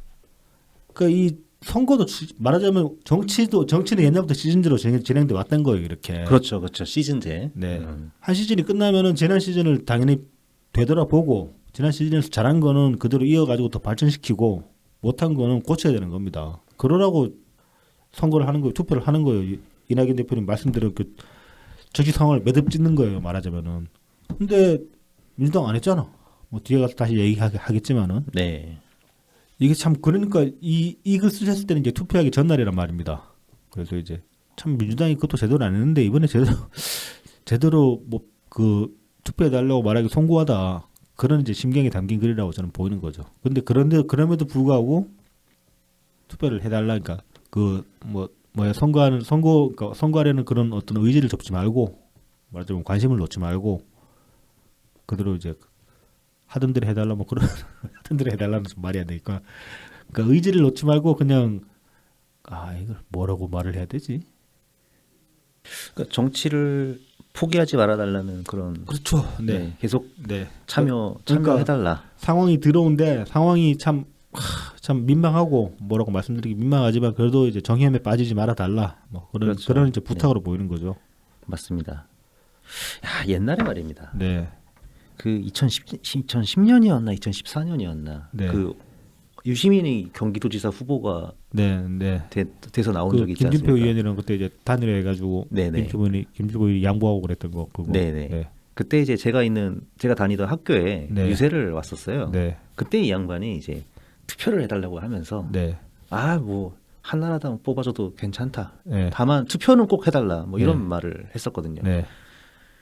그때만 해도 이런 비슷한 멀쩡한 소리를 할 수 있던 양반이었는데 이게 10년 더 지나가서 환갑이 넘어서 그런가 본인 얘기대로 이상할 만만 하는 사람이 돼버렸습니다. 그러게 말입니다. 진중권한테 씹히게 나오고 나치가 하는 소리다, 나치나 하는 소리다 그런 지적이라 나오고 진중권한테. 예, 이 글을 보니까 생각이 나더라고요. 그때 그 장면이. 그러니까 그런 것도 있어요. 사람이 젊었을 때 반짝하는 사람 대부분의 사람도 젊었을 때 다 반짝합니다. 근데 나이 들어서까지 어떻게 그 망가지지 않는 사람은 많지 않아요. 아니, 그러니까 이 사람도 이제 본인을 한번 지켜보겠다고 정계 은퇴하고, 예, 그다음에 뭐 방송 활동이나 하면서 뭐 또 책 쓴다고, 뭐 그러면서 살다가 그렇게 그냥 살면은 그냥 행복했을 텐데, 뭘 이제 뭐 또 계속 그 노무현재단 들어가가지고 이제 이사장 하면서 정치 평론하고 뭐 이렇게 말같지도 않은 소리를 이렇게 늘어놓는 거 아닙니까? 그게 저는 좀 그런 것 같아요. 대중한테 관심을 받고 영향력을 행사하는 게 그것도 일종의 마약 같은 거라고 봐요. 그러면서 뭐 도파민이 생성되든지 진짜로 그래가지고 젊어지려고. 이게 이제 그 맛을 못 잊는 거지. 그것도 어느 정도는 그러니까 뭐 사실 사람들한테 자기 영향력을 전파하는 게 저는 생존 욕구랑 비슷하다고 보거든요. 생존 욕구라는 게 결국은 그 자기 유전자를 세상에 남기는 거. 네. 그거랑 또 연결이 되잖아요. 그래서 그 저기 뭐야 뭐 막 목숨이 오가는 그런 상황이 되면 갑자기 성욕이 증가한다든지 그런 것도 이제 네. 그런 식으로 설명을 할 수가 있거든요. 근데 그 다른 사람한테 영향력을 미치는 것도 이렇게 말하자면 이제 미임을 다른 사람한테 더 남기는 거니까 그것도 모형의 유전자를 남기는 거나 마찬가지거든요. 내 말을 따르는 사람을 많이 만드는 것도. 네.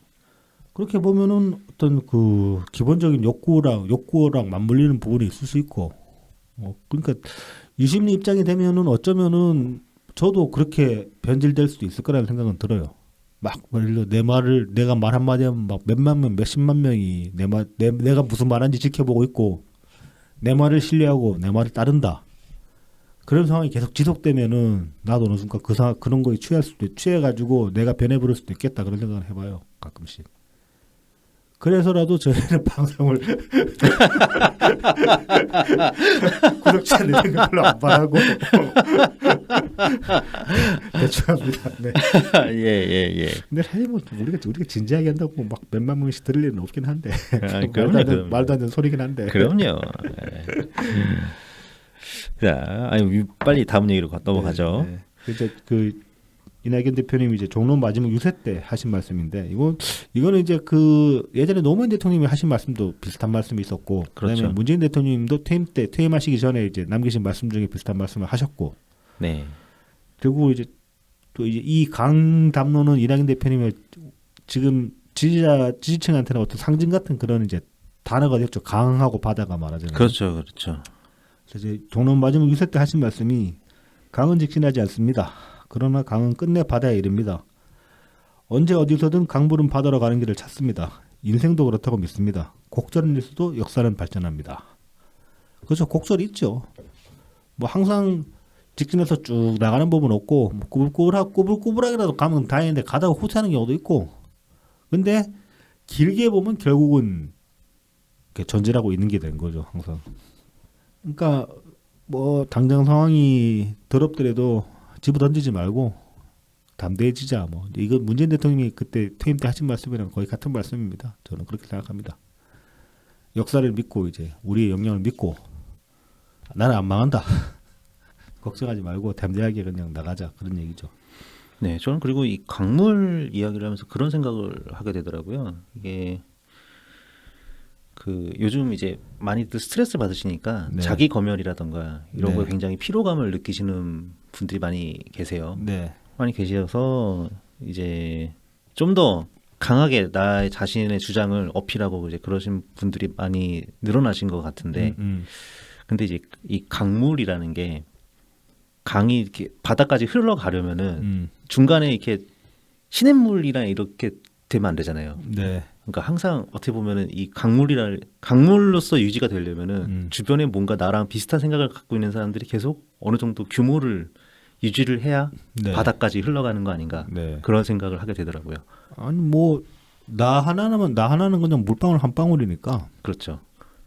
강물에 섞여 들어갔을 때는 그 뭐 옆에 물방울이 조금 뭐 시커먼 물방울이든 뭐 빨간색 잉크가 떨어진 물방울이든 섞여버리면 다 그냥 거기서 거기가 되는 거예요. 그리고 그거를 저기 강 밖에서 이렇게 보고 있는 사람은 구분도 못해. 우리끼리만 저거 빨간 잉크 묻은 놈이네, 저거 검은 잉크 묻은 놈이네 그렇게 이제 구분을 할 수 있는 거지. 그러니까 사실 뭐 자기 주장 그 뭐 이게 아까 이미 말씀하셨지만 뭐그 상황이 그렇다 보니까 그렇게 어떤 말하자면 내몰리는 그런 상황이 되다 보니까 스트레스가 심해지고 해가지고 점점 이제 뭐 좀 발언의 수위가 세진다든지 주장이 강해진다든지 뭐 그런 거 10분 이해합니다. 뭐 그거 우리가 이해 못하면 누가 이해하겠어? 그렇죠. 옆에 있는 예. 우리가 이해 못하면은. 근데 한편으로는 생각을 해보셨으면 좋겠죠. 사실 그게 예. 그러면은 결국은 누가 상처를 받겠습니까? 옆에 있는 사람이 상처를 받지. 예. 그러니까 주장하시는 것도 다 좋지만 네. 자신의 주장 어떤 표현에 의해서 누군가 상처를 받지 않는지 네. 예, 그런 것만 그러니까, 하나 더 생각해 주시면은 좀 더 좋지 않을까? 뭐 딴 거보다 그 대통령님 다 마팔 되어 있잖아 지금.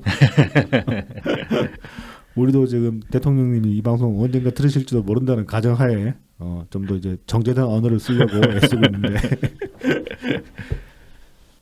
그만큼 성숙해질 필요는 있어요. 우리도 다들 지금 5년씩 나이 먹었잖아요. 대통령 지지 처음 하셨을 때 그 2017년에 비하면 5년씩 나이 먹었잖아. 5년만큼 어른 돼야지. 그러려면 좀 그 성질 더러운 말도 덜하고 성질도 덜 부리고 좀 다른 사람들한테 좀 더 이제 관대해지고 그럴 필요는 있죠.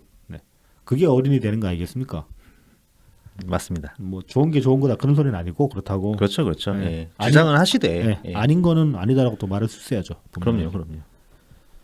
자, 이런 이낙연 대표님의 종로 마지막 유세와 대비되는 게 그 하루 전날 5월 30일에 네. 예, 우리의 히어로 이제 송영길 이제 백수 성영길 백수 씨. 네. 네. 신촌 젊음의 거리 집중 유세에서 네. 한 얘기를 한번 보도록 하죠. 네, 아우. 뭐 이거 다 읽을 필요 없지.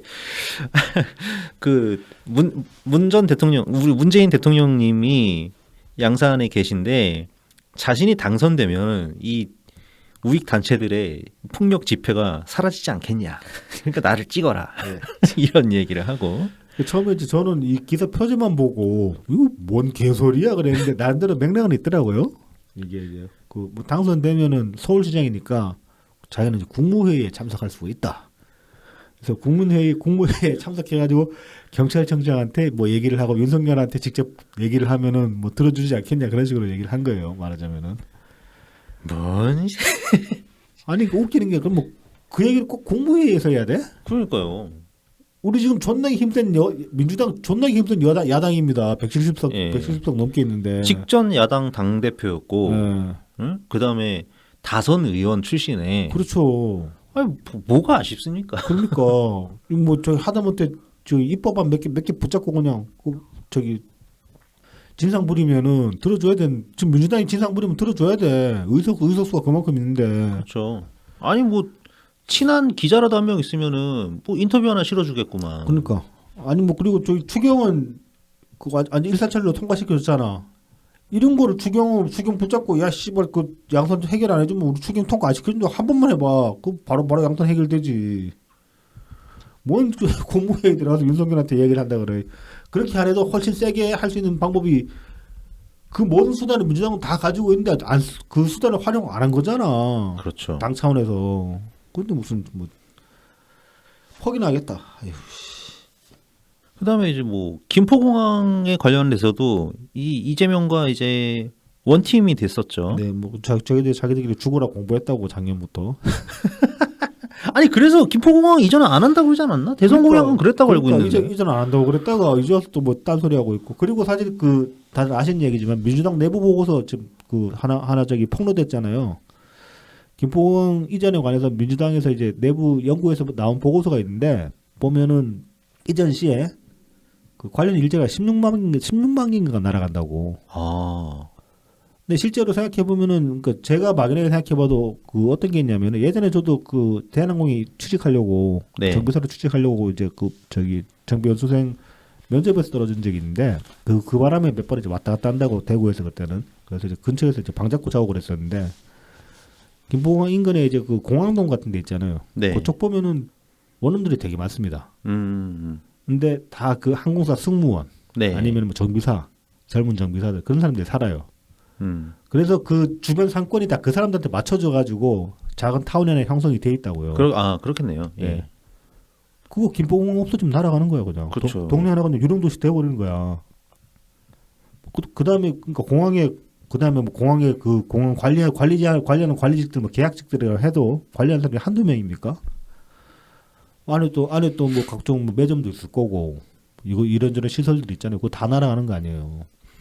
거기 하나의 이제 경제권 하나가 사라지는 건데 네. 뭐 나름 뭐 얘네들은 뭐 거기를 무슨 판교 테크노밸리처럼 뭐 만들겠다. 아 테크노밸리 딴 데 만들면 되잖아. 왜 거기 만들어야 되는데? 모르겠어요. 딴 데 만들면 그 일자리 놔두고 딴 데 또 테크노밸리에 규모만큼 일자리가 생기는 거지. 다른 데 부지가 없나? 부지가 없을 리가 있나? 말도 안 되는 소리죠. 자, 그래서 이 저기 뭐야 송영길이 얼마나 얼척없는 소리를 하고 다녔는지 이 하나의 이제 사례를 하나 가져봤는데 이게 이제 5월 31일 날도 5월 31일 날 같은 날 인천에서는 이제 그 누구나 집 1호 도화서희 스타일스 분양 사기 규탄 집회가 열렸어요. 아, 이게 소영길이 엄청나게 광팔던 그거 아닙니까? 네. 막 누구나 집 내가 네. 인천시장 때 계획한 거고. 그렇죠. 그래서 그거를 뭐 이재명의 그 기본주택이랑 이 맥락이 똑같으니까 네, 네. 이 아이디어를 주겠다 네, 이재명한테 막 네. 이런 식으로. 이거 이제 분양 사기가 내용이 뭐냐면은 네. 원래 이제 이 인천 도와주고 개발 사업이 2008년 때 안상수 때 처음 안상수 때 처음 시작이 됐다가 2008년에 제동이 걸려요. 서브프라임 모기지 터지면서 그렇죠. 부동산 이제 그 시세가 폭락하면서 개발이 완전히 이제 지체돼 가지고 그냥 뭐 한 해 만에 흐지부지 되고 있는 그러니까. 상황이었는데 지어도 이거는 손해 보는 네. 지경이니까 그랬겠죠. 그러다가 이제 송영길이 인천시장에 이제 오르면서 2014년에 이게 이 사업이 재개가 되면서 그때 이제 누구나 집 사업으로 변경이 됐어요. 당시에 근데 누구나 집으로 홍보한 게 어떤 내용이냐면은 보증금하고 이제 임대료가 저렴하고 일단 그다음에 최장 10년간 이제 주거할 수 있고 장기 임대. 네, 장기 임대 한 다음에 그다음에 10년 뒤에는 최초 분양가로 집을 살 수 있게 해준다는 거예요. 그 10년 동안 살면 어느 아파트는 시세가 뜰 거 아닙니까? 사람들이 모여서 살게 되니까. 그쵸. 근데 이제 그 시세를 반영을 안 하고 최초 임대가면 굉장히 싼 가격이 되는 거죠. 10년 뒤에는. 그러니까 이게 그 소영길이 말한 누구나 집 네. 아이디어거든요. 그래서 이 세입자도 나중에 경제적 이득을 얻고, 그렇죠. 그다음에 그 시공사도 뭐 이득을 보고, 뭐 그래서 임대를 빼먹으니까 10년 동안. 예, 네. 모두가 윈윈 할 수 있는 정책이 누구나 집이다. 이렇게 라고 홍보를 광을 팔았죠. 홍보를 하고 이제 2016년 11월에 최초 이제 입주를 시작을 했어요. 근데 입주하려고 이 사람들이 이제 들어가려고 보니까 갑자기 계약서를 들이대는데 계약서가 다른 계약서야. 말이 다르구나. 예. 아, 이게 이제 근데 계약서를 들이면서 아무런 설명은 없을 때 어떤 식으로 변경됐다는 설명이 없었는데 계약서를 읽어 보니까 나오는 게 최장 8년 거주에 원래 10년이었는데 8년. 네, 그다음에 8년 뒤에 집 살 때는 그 8년 뒤에 그 시세로. 네, 8년 뒤 시세로 사게 해준다는 거야 집을. 뭐야? 이거 의미가 없잖아 이러면은. 아유 그냥 자기가 자랑하던 게 싸그리 바뀌었네요. 그렇죠. 뭐 모르겠어 임대료가 좀 싼지는 모르겠어요. 그건 그러게요. 모르겠는데 예. 아무튼 누구나 집이랑 완전히 틀린 그런 사업이 된 거죠. 이것 때문에 이제 이분들이 시위를 한 거예요. 규탄 집회도 열고 이제 기자회견도 갖고 했는데. 사기라고 할 만하죠. 네. 예. 하지만 이제 말씀하셨다시피 송영길은 이거를 뭐 자기 주요 정책으로 아직도 광을 팔고 있고 서울시장 공약집에도 누구나 집 하겠다고 그렇게 또 실어놨습니다. 근데 이미 시행된 건 좀 사기로 밝혀졌는데. 그러니까요. 참. 떨어지길 잘 됐네요. 떨어진 게 잘 됐지. 떨어진 게 잘 된 게 아니라 애초에 송영길 같은 게 서울시장에 나온 게 비극이지. 오세훈을 그래서 오세훈을 못 막았잖아. 물론 오세훈은 그 TBS만 정리해주면은 뭐 나머지 눈 감아줄 생각이 있지만은 일주일 눈 감아주는 걸로. 아니 뭐 저희 꽃갈콘 같은 거 그런 거 얘기 안 할 수. 꼭 얼마 만에 듣는 겁니까? 그럼 오늘 낮에 꽃갈콘 먹었네. 그러셨군요. 네, 하필. 자, 그래서 이제 이날 또 그 5월 31일 날 그 민주당 선대 회의에서 보면 또 김민석이 좀 또 얼터없는 소리를 해가지고 네. 최소한 우리 지역의 차세대 인물들은 살려달라. 그것이 민주주의고 균형이고 지역 살리기. 이건 좀 맥락이 안 맞아. 지역의 차세대 인물들을 살려주는 게 민주주의고 균형이고 지역 살리기라는 거는 좀 말이 앞뒤가 안 맞아요. 일단 근데 이제 그러면서 이 차세대의 대표적인 인물로 거론하는 게 이광재, 뭐 양승조, 김동연. 글쎄, 저는 잘 모르겠는데 저는 별로 안 와닿네요 이게. 일단 이광재는 뭐 좀 올드해 보이죠. 아니 뭐 이광재 날아갔다 왔고. 그렇죠. 이광재가 이광재에 대해 이런저런 평가가 있을 수는 있는데 최소한 차세대 리더감은 저는 아니라고 보거든요. 뭐 양승조 충남지사 같은 경우는 뭐 행정력은 괜찮았죠. 네, 그냥 잘했고, 네. 잘하셨고, 네. 다만 요새 좀 이제 힘드셨다가 결국은 이제 낙선하셔서 좀 안타까운 부분이 네. 좀 있고, 네. 뭐 김동연 김동연 이제 와 기적처럼 살아난 김동연은 노무현 대통령이 말씀에 따르면 대표적으로 리더로 삼으면 안 되는 인간입니다. 변절자이기 때문에 포섭의 대상이지 차세대 인물로 내세우면 안 되는 사람입니다. 그래도 리더감은 아니다. 네. 네. 김민석은 근데 김민석이 노무현 대통령이 말씀 들을 리도 없고 뭐 그리고 뭐 어쨌든 광 팔아야 되니까 아무튼 공동 총괄 본부장이니까 네. 어떻게든 뭐 이렇게 홍보를 해야죠. 뭐 이렇게밖에 얘기할 수 없었나 봅니다. 네. 그 옛날 또 이제 이재명 페이스북에는 또 그 페이스북에 이제 글을 올렸는데 그 김포공항 또 공역 관련해 가지고 자기 딸에 이제 그 역공을 한다고 그러면서 이제 오세훈 그러니까 오 후보께서는 김포공항 이전을 놓고 막 공약이라며 비난을 쏟아내셨다. 대안 제시라도 하셨으면 좋았을 텐데 아쉽다라면서 뭔 대안이 필요해? 네가 김포공항 옮기지 말라고 냅두라고. 무슨 대안이 뭐 어쩌자는 거야 진짜 뭐. 아니 이명박이 4대강을 네. 파지 말라는데 왜 이명박이 대안을 제시합시오. 이러면은 미친 새끼라 그러지. 뭐 대안으로 5대강인가? 대안으로 뭐 그러니까 사실 그런데 뭐 김포공항 이전하지 말라는데 뭔 대안이 뭐 절충해서 3대강으로 합시다 뭐 이러냐고. 그러니까 아유 씨. 그러면서 이 다음 말이 좀 웃겼어요. 처음엔 미취학 아동 수준의 모질이 생길 수 있다고 봤지만 이제 보니 알면서도 국민을 속이고 선동하는 악질 사기 같다. 지가 사기치고 있으면서. 그러니까. 근데 이제 이 미취학 아동 수준의 모질이 생때 이 말이 이제 지도 써놓고 보니까 지적을 받았나 봐요. 24분 만에 삭제를 했어. 빨리 했네요. 근데 이런 글을 쓰는 거 보면 상당히 좀 내몰려 있고 정신적으로 짜쳐 있었다. 빡쳐 있고 짜쳐 있고 그런 상태였다는 거 이제 그게 유추가 되죠. 아무튼 이낙연 대표님은 참 이날이 이제 그 SNS에 이렇게 정힘에 빠지지 말아 달라고 그런 말씀을 올리고 있는 와중에 송영길이랑 이재명이랑 대환장 파티를 벌이고 있었군요. 김민석이는 이딴 소리를 하고 있고. 붕어 대가리라고 안 한 게 다행이긴 하네요. 그렇죠. 뭐 변기물에 변기에 머리 박아라 그런 소리 안 한 게 다행이긴 한데. 참. 모질이가 뭡니까? 모질이가. 그래서 이제 선거 당일날 또 이낙연 대표님이 그래서 또 글을 또 하나 올리셨죠. 네, 한번 읽어보겠습니다. 네. 글이 너무 멋이 있어서 좀 읽고 싶어요. 네. 좋은 목소리를 읽어주셔야 돼 이런 거는. 네. 지방선거의 날 국민 여러분 결심하셨습니까? 어렵더라도 투표에 참여해 주십시오. 선거는 한 시기를 매듭짓고 새로운 시기를 엽니다. 세상에도 정당에도 변화를 일으킵니다.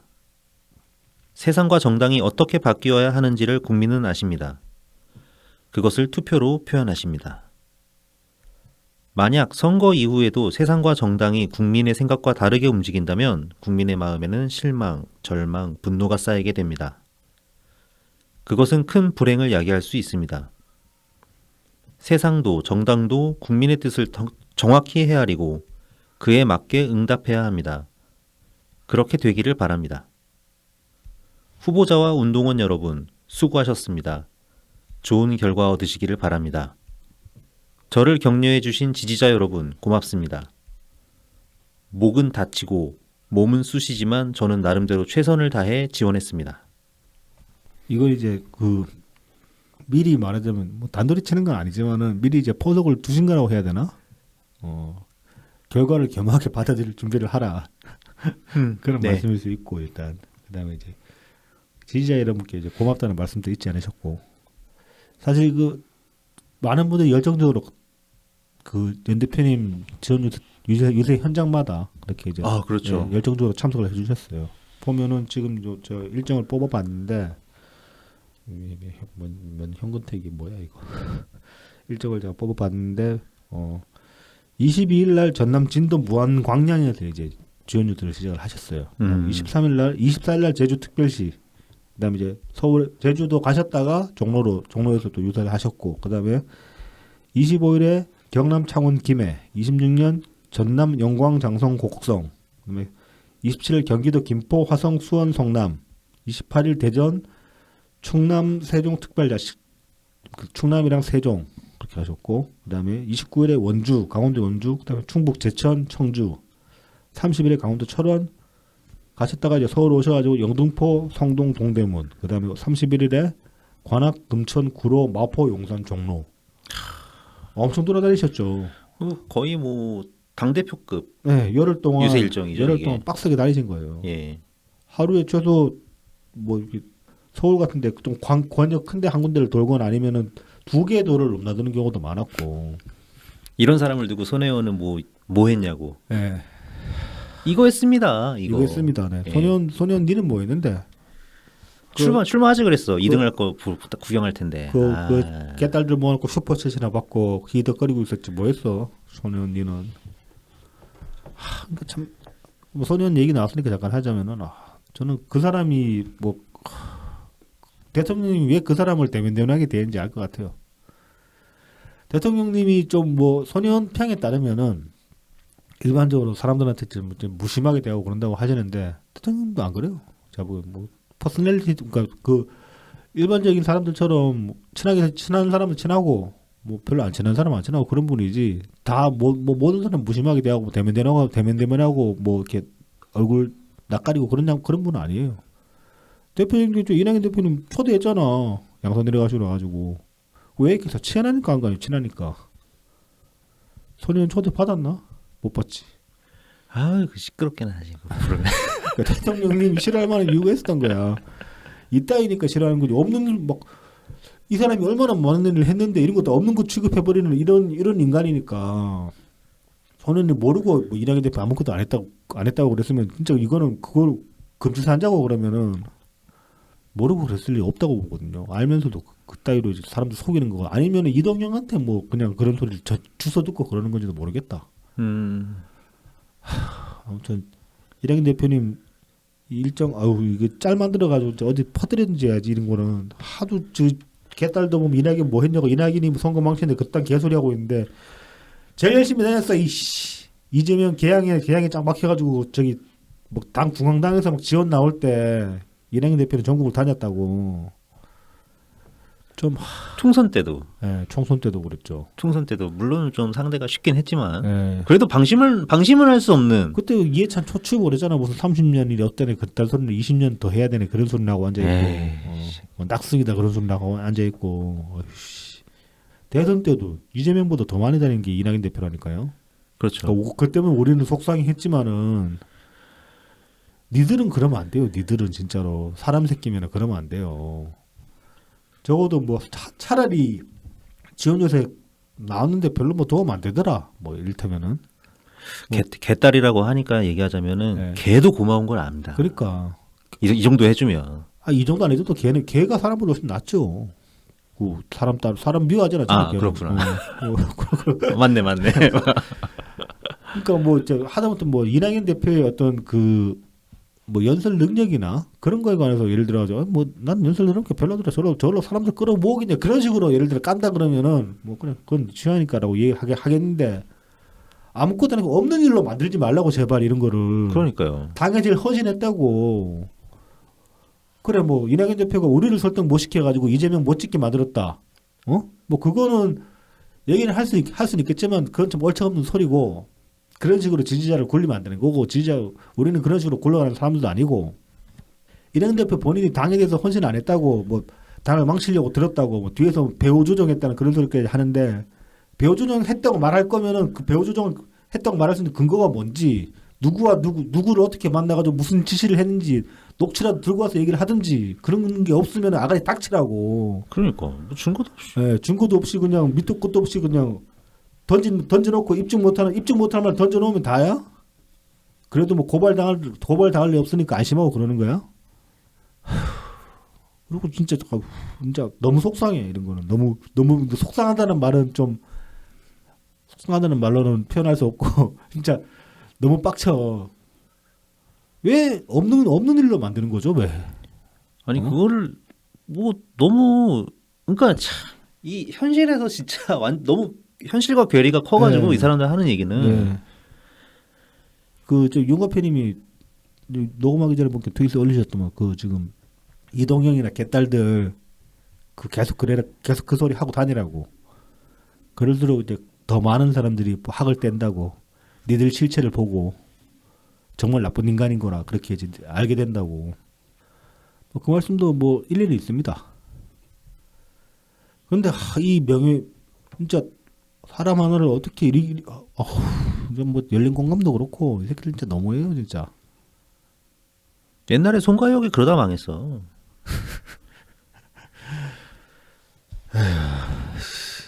뭐 이렇게 해서 예를 들어 이렇게 해서 그래 뭐 정권을 잡는다 치자. 그러면 그 정권이 얼마나 정의롭겠냐고.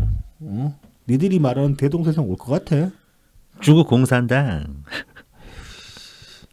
중국 공산당 되면 대부분 다 거지처럼 살아야 돼. 몇 놈은 아주 똥똥거리면서 살겠지. 에휴, 아무튼 뭐 이제 이런 걸 올리셨고 이날 저녁에 이제 이재명 캠프에서는 이제 환호성이 터졌다. 뭐 이런 기사가 있었습니다. 그래서 이게 이제 출구조사 발표 나온 직후에 이제 이재명이 이긴 걸로 나오니까 이재명 캠프에서 이제 환호성이 터지면서 넉넉히 이겼죠. 네. 그러면서 이제 이재명이 이긴 이유가 일꾼론을 통해서라고 이제 이재명 캠프에서는 분석을 했습니다. 근데 이 새끼들은 진짜로 상도적도 없어. 그 남들 다 나가 떨어지는 거 보면서 그러면서 그 어떻게 환호를 할 수가 있냐? 진짜 너무하는 거 아니야? 눈치도 예. 더럽게 없어. 뭐 이렇게 이기적인 인간들이 무슨 아유. 아이 바로 직전 대선 후보가 출마를 해가지고 네. 캠프를 꾸렸으면 좀 이렇게 당 눈치도 좀 보고 그렇죠. 예. 상황 파악을 좀 해야지. 자중할 줄도 알아야지. 에이 좋겠다. 씨. 그러니까 남들 다 죽었는데 혼자 살아서 참 좋겠다. 이거 지금 뭐 6월 1일 이게 그 선거 결과 나오고 나니까 경찰이 다시 움직인다는 그런 뉴스가 오늘 떴더라고요 보니까. 그 김혜경 법과 관련해 가지고 뭐 100여 곳 넘게 네. 압수수색을 했다고 하죠. 법과 끌건 이제 가게들 식당이라던가. 네. 뭐 그런 뉴스도 나오고 뭐 이런저런 이제 뉴스들이 나오는데 이게 그 이재명 여러 가지 비리 관련해 가지고 이제 수사가 다시 재개됐다고 그런 뉴스가 나오는데 그 경찰도 그러면 정치질 하는 거 아니야? 다시 한번 반문을 합니다. 뭐 정식 검찰이라고 그래서 수사권 박탈한 다음에 경찰도 지금 정치 경찰 하고 있는데 수사권이라는 것 자체의 본질이 어쩌면 그 정치력을 가지는 겁니다. 그렇잖아요. 네, 그렇죠. 그건 어쩔 수 없는 거예요. 그건 누구 손에 맡겨도 누구 손에 쥐어줘도 마찬가지로 그걸로 정치를 하려고 들 거예요. 뭐 경찰이 정치 경찰이라 가지고 제3의 수사 조직을 만든다고 칩시다. 그래도 걔네들도 수사권 쥐어주면은 그걸로 정치질을 하려고 할 거예요. 그러면은 문제는 누구한테 쥐어주느냐가 아니라 시스템을 어떻게 짜느냐의 문제잖아요. 그렇죠. 네. 그러니까 애초에 검수완박이라는 게 얼마나 그 한심한 방법론이었는지 저는 그런 생각이 듭니다. 다시 한번 사람들 바보로 만드는 짓이고 뭐 무지성으로 검수완박 외치는 사람들 다 바보로 만드는 짓이기도 하고 뭐 아직도 뭐 언론개혁, 검찰개혁. 언론개혁, 검찰개혁 그 얘기는 그렇다 치고 무슨 뭐 아직도 무슨 뭐 이번 선거는 뭐지 뭐 한일전이다. 아 맨날 한일전이야. 지겨워. 그리고 또 얼마 전에 그런 것도 있다. 이낙연 대표 음해하는 그 글 중에 그런 것도 있더라. 뭐 이낙연 대표 엔카를 잘 부르네. 뭐 18번이 일본 노래 뭐네 그런 소리를 하는데. 엔카 잘 부를 수도 있지. 일본 특파원 했잖아 옛날에 동아일보 때. 네, 도쿄 특파원 했었죠. 그리고 이제 네. 일본 통이잖아요. 이낙연 대표 실제로. 그렇죠. 네. 좋아하는 엔카 했을 수도 있지. 그건 뭐 어쩌라고. 그게 무슨 뭐 박정희처럼 친일 행각 끝에 뭐 일본 노래 배워가지고 일본 군가 부르고 그러는 것도 아니잖아. 걔는 그 양반은 군가를 불렀지 그 말 타고. 일본도 차고 다니고 막 그랬는데 그런 것도 아니잖아. 뭐 팝송 좋아하는 거는 뭐 같은 맥락 아니야? 그런 것까지 까더라.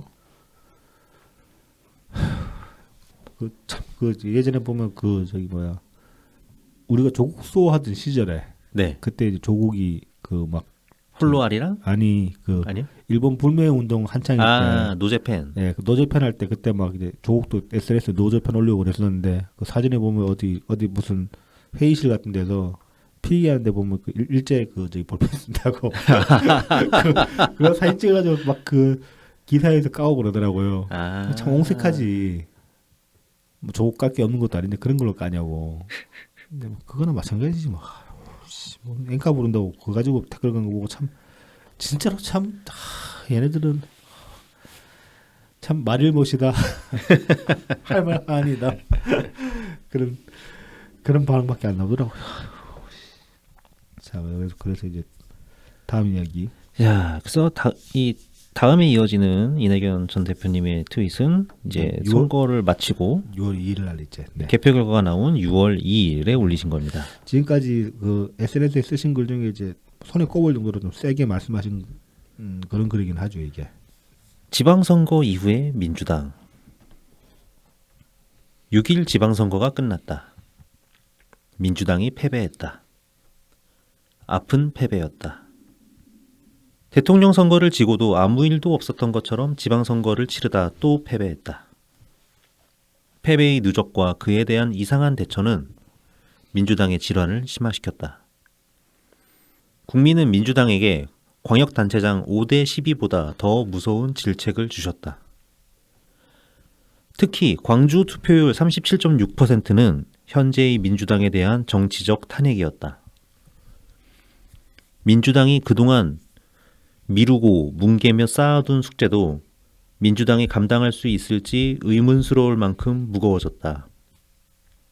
선거는 국민의 집단적 의사표시다. 그러므로 선거는 매듭이 된다.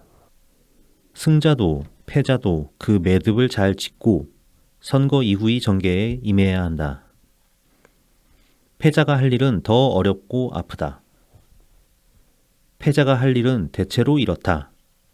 패배를 인정하고 패배의 원인을 분석해 받아들이며 그 원인된 문제들을 제거하고 새로운 단계로 발전해야 한다.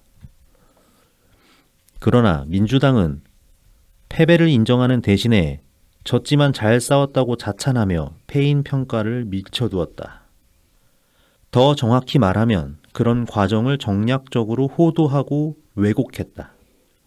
그런 방식으로 책임자가 책임지지 않고 남을 탓하며 국민 일반의 상식을 행동으로 거부했다.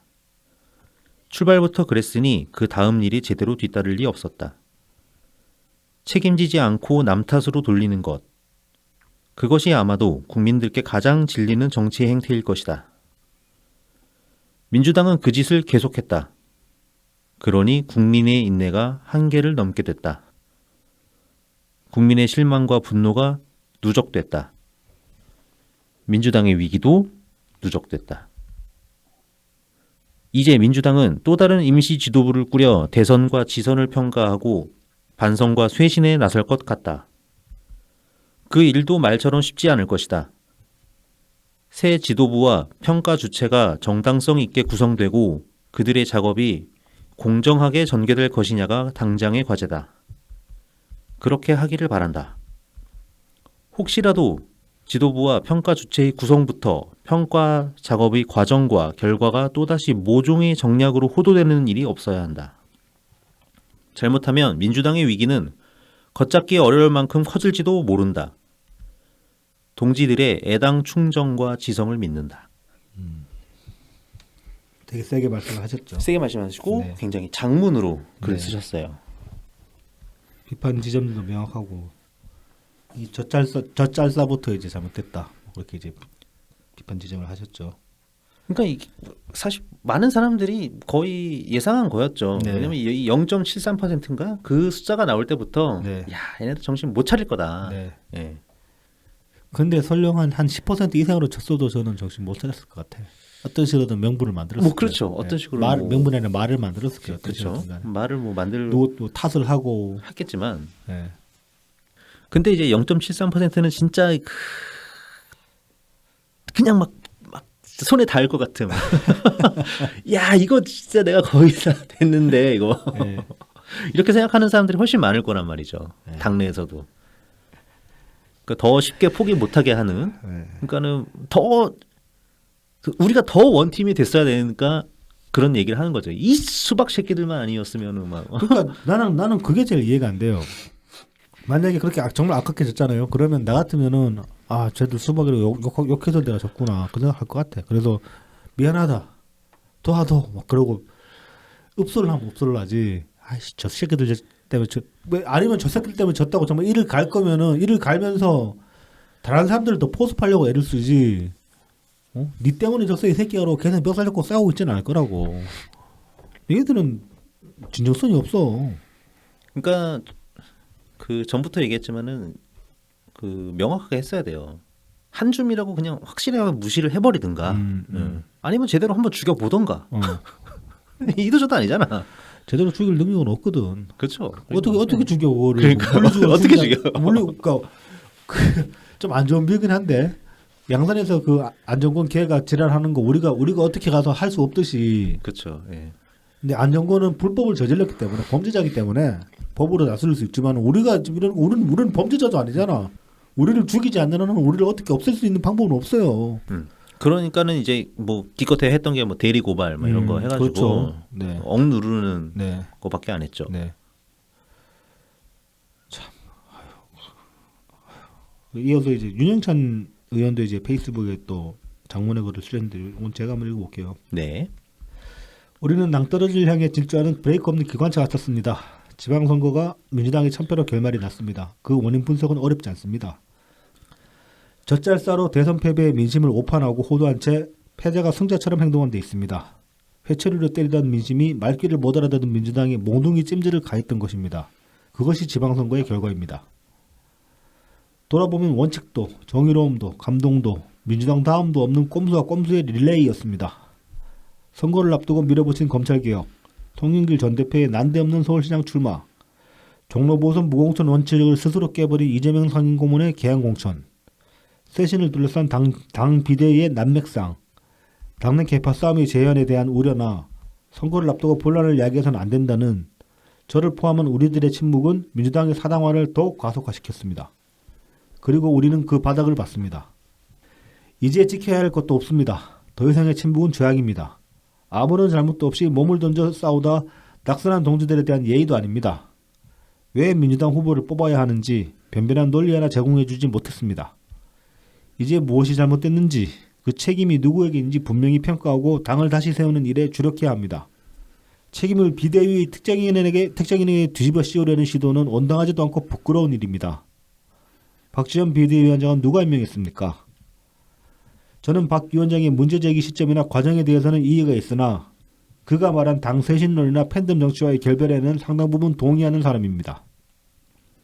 분명히 말씀드리지만 이재명 총괄선대위원장과 송영길 전 대표는 대선과 지방선거 참패에서 가장 책임이 큰 분들입니다. 사심과 사역이 아닌 당내 민주주의와 공적 책임감을 부활시키는 것이 선당 후사의 핵심입니다. 딱딱 이제 정말 이제 그 전투 모드로 들어간 거죠, 말하자면. 그렇죠. 그러니까 윤영찬 의원은 아예 그냥 사람의 이름을 직접적으로 딱 명시를 해버렸어요. 네. 지금 보면 이제 그 뭐 홍영표 의원도 지금 이제 입장을 좀 세게 내셨고, 그다음에 뭐 신동근 의원도 이제 좀 세게 내셨고, 그다음에 신동근 의원도. 네, 그다음에 이제 김종민 의원도 이제 좀 다시 또 좀 세게 나왔는데. 김종민 의원은 이거 되게 재미난 얘기를 했더라고요. 네. 그 이재명이 이제 개항을 해 출마하기 바로 직전 전날까지 네. 출마를 하지 않겠다라고 그렇죠. 이런 식으로 네. 입장을 펼치다가 게다가 또 비대위에서는 그거 찬성하는 사람이 거의 없었다고 해요. 김종민 의원이 아는 한. 뭐 40명 정도가 반대하고 그랬다고. 네. 그런데 이제 갑자기 전격 네. 출마 선언을 하게 된 거라고 합니다. 그렇죠. 그 김종민 의원이 저기 뭐야 아까 윤건피님도 거기에 대해서 이제 뭐 좀 해설을 하셨는데 그 약간 오해에 대해서 이제 전파된 부분이 있긴 해요. 그 저기 뭐 무형문화재 이재명 무형문화재 이야기. 그건 사실은 비꼬는 게 맞습니다. 어느 정도 비꼬는 뉘앙스. 그러니까 무형문화재가 어떤 식으로 그 무형문화재가 어떤 의미냐면은 이재명이 지선에 출마를 하면 그러니까 보궐에 나가면 안 되고 이재명은 지금 그 당의 지지세가 모여 있는 그런 구심점 같은 역할이니까 출마를 하면 안 되고 여기저기 나와서 지원 유세를 하는 그런 식으로 쓰임새가 써야 된다. 그런 의미에서 무형문화재라는 말을 썼거든요, 쓰기는. 근데 이제 물론 저 같은 경우는 그런 표현인 걸 알았지만은 그래도 저는 이재명이 이번 선거에서는 쓰이지 그냥 짜져 있어야 되는 그런 짜져 있어야 된다라고 봤기 때문에. 예, 더더욱 그 네. 어떤 문화재처럼. 네. 그 뭐라 그러죠? 이 케이스? 그러니까 박물관 케이스 안에 전시도 되면 안 되고 저기 처박혀가지고 그 복원되고 있는 과정이어야 되는 거야 말하자면. AS죠. 그런 거. 아예 처박혀가지고 안 나와야 되는 상황이었다고 저는 생각했기 때문에 그래서 그 말조차도 이제 비판할 여지가 있다고 봐서 저는 비판을 하긴 했는데 많은 분들이 무형문화재라는 말 자체를 이재명을 띄워주려고 한 말처럼 그렇게 이제 약간 그 이해찬이 한 당소자스러운 네. 그런 표현이잖아요. 그렇게 그런 이제 맥락을 그렇죠. 제거하고 보면 네, 그런 네. 뉘앙스로 받아들이셔가지고 더 크게 이제 비판하시는 것 같아가지고 굳이 말씀을 드리는 겁니다. 그러니까 네. 김종민이 애초에 김종민이 그 말을 했을 때 이재명이 그렇게 우호적인 스탠스는 아니었다는 거. 다만 이제 그 우리처럼 적대적인 스탠스도 아니었지만은 그렇다고 우호적인 스탠스는 아니었다는 거. 그 정도는 이제 좀 염두해 주시면 좋겠고. 네. 아무튼 그래서 이제 오늘 보면은 그런 여러 의원들이 발언을 했는데 당 원외에서는 보면 신경민 의원이 한결같이 신경민 의원은 지금까지 스탠스 변한 적 없어요. 한결같으시죠. 일하기 캠프 들어가신 이후로 예. 보면은 제일 세게 이재명 항상 공격해왔고 네. 이제 그 스탠스 변화먹고 그러니까 신경민 의원 제외면은 지금 보면은 연 대표님 말고는 윤영찬 의원이 제일 세게 발언한 것 같아요. 제가 보기에는 그렇죠. 제일 조목조목 짚어가지고 당신들이 그리고 그 원흉이다라고 확실하게 찍어가지고 얘기를 했으니까 네. 홍영표 의원도 좀 애들러서 말하는 경향이 있고 뭐 당원 말고는 다 바꿔야 된다 그런 얘기 이건 좀 상투적인 얘기잖아 사실. 그렇죠, 그렇죠. 그래서 뭐 윤영찬 의원은 뭐 당분간 뭐 아까 트위터 보니까 어느 분은 까방권 10장 뭐 그러시는데 아 이제 까방권 같은 거 주지 말고 그냥 크게 똥판 안 차면은 그냥 그러려니 하는 거지 뭐. 네. 사실 윤영찬 의원은 어떻게 보면 우리가 오해한 거죠. 이분 성남 처음 들어가가지고 그 뭐 이재명 따까리 됐다고 그러고 막 그랬잖아. 그렇죠, 그렇죠. 근데 정작 보니까 지금 와가지고 이러는 분은 제일 앞장서는 분이 윤영찬 의원이네. 아니 또 이분이 네. 그 뭐야 그 당선증 들고 다스베이다 출연하신 예. 초선 의원들 중에 또 한 분이기 때문에 그렇죠. 사실 그것 때문에도 좀 이미지가 초반에 그렇죠. 되게 안 좋았어요. 근데 봐 다스베이다에 간 그 초선 중에 최소한 2명은 지금 우리가 사과해야 돼. 그때 욕한 것 중에 다른 한 분이 누굴까요? 오용환. 아, 네, 오영환 의원. 그러니까 이런 거 보면은 그 우리가 먼저 확 그러니까 빠르게 치고 나와가지고 성질내고 욕하는 게 과연 다 옳은가? 계속 반성해야 되는 겁니다. 이런 케이스를 봐도. 네. 그러니까 그런 거는 좀 우리도 다들 5살씩 더 먹었잖아요. 다시 한번 말씀드리자면 네.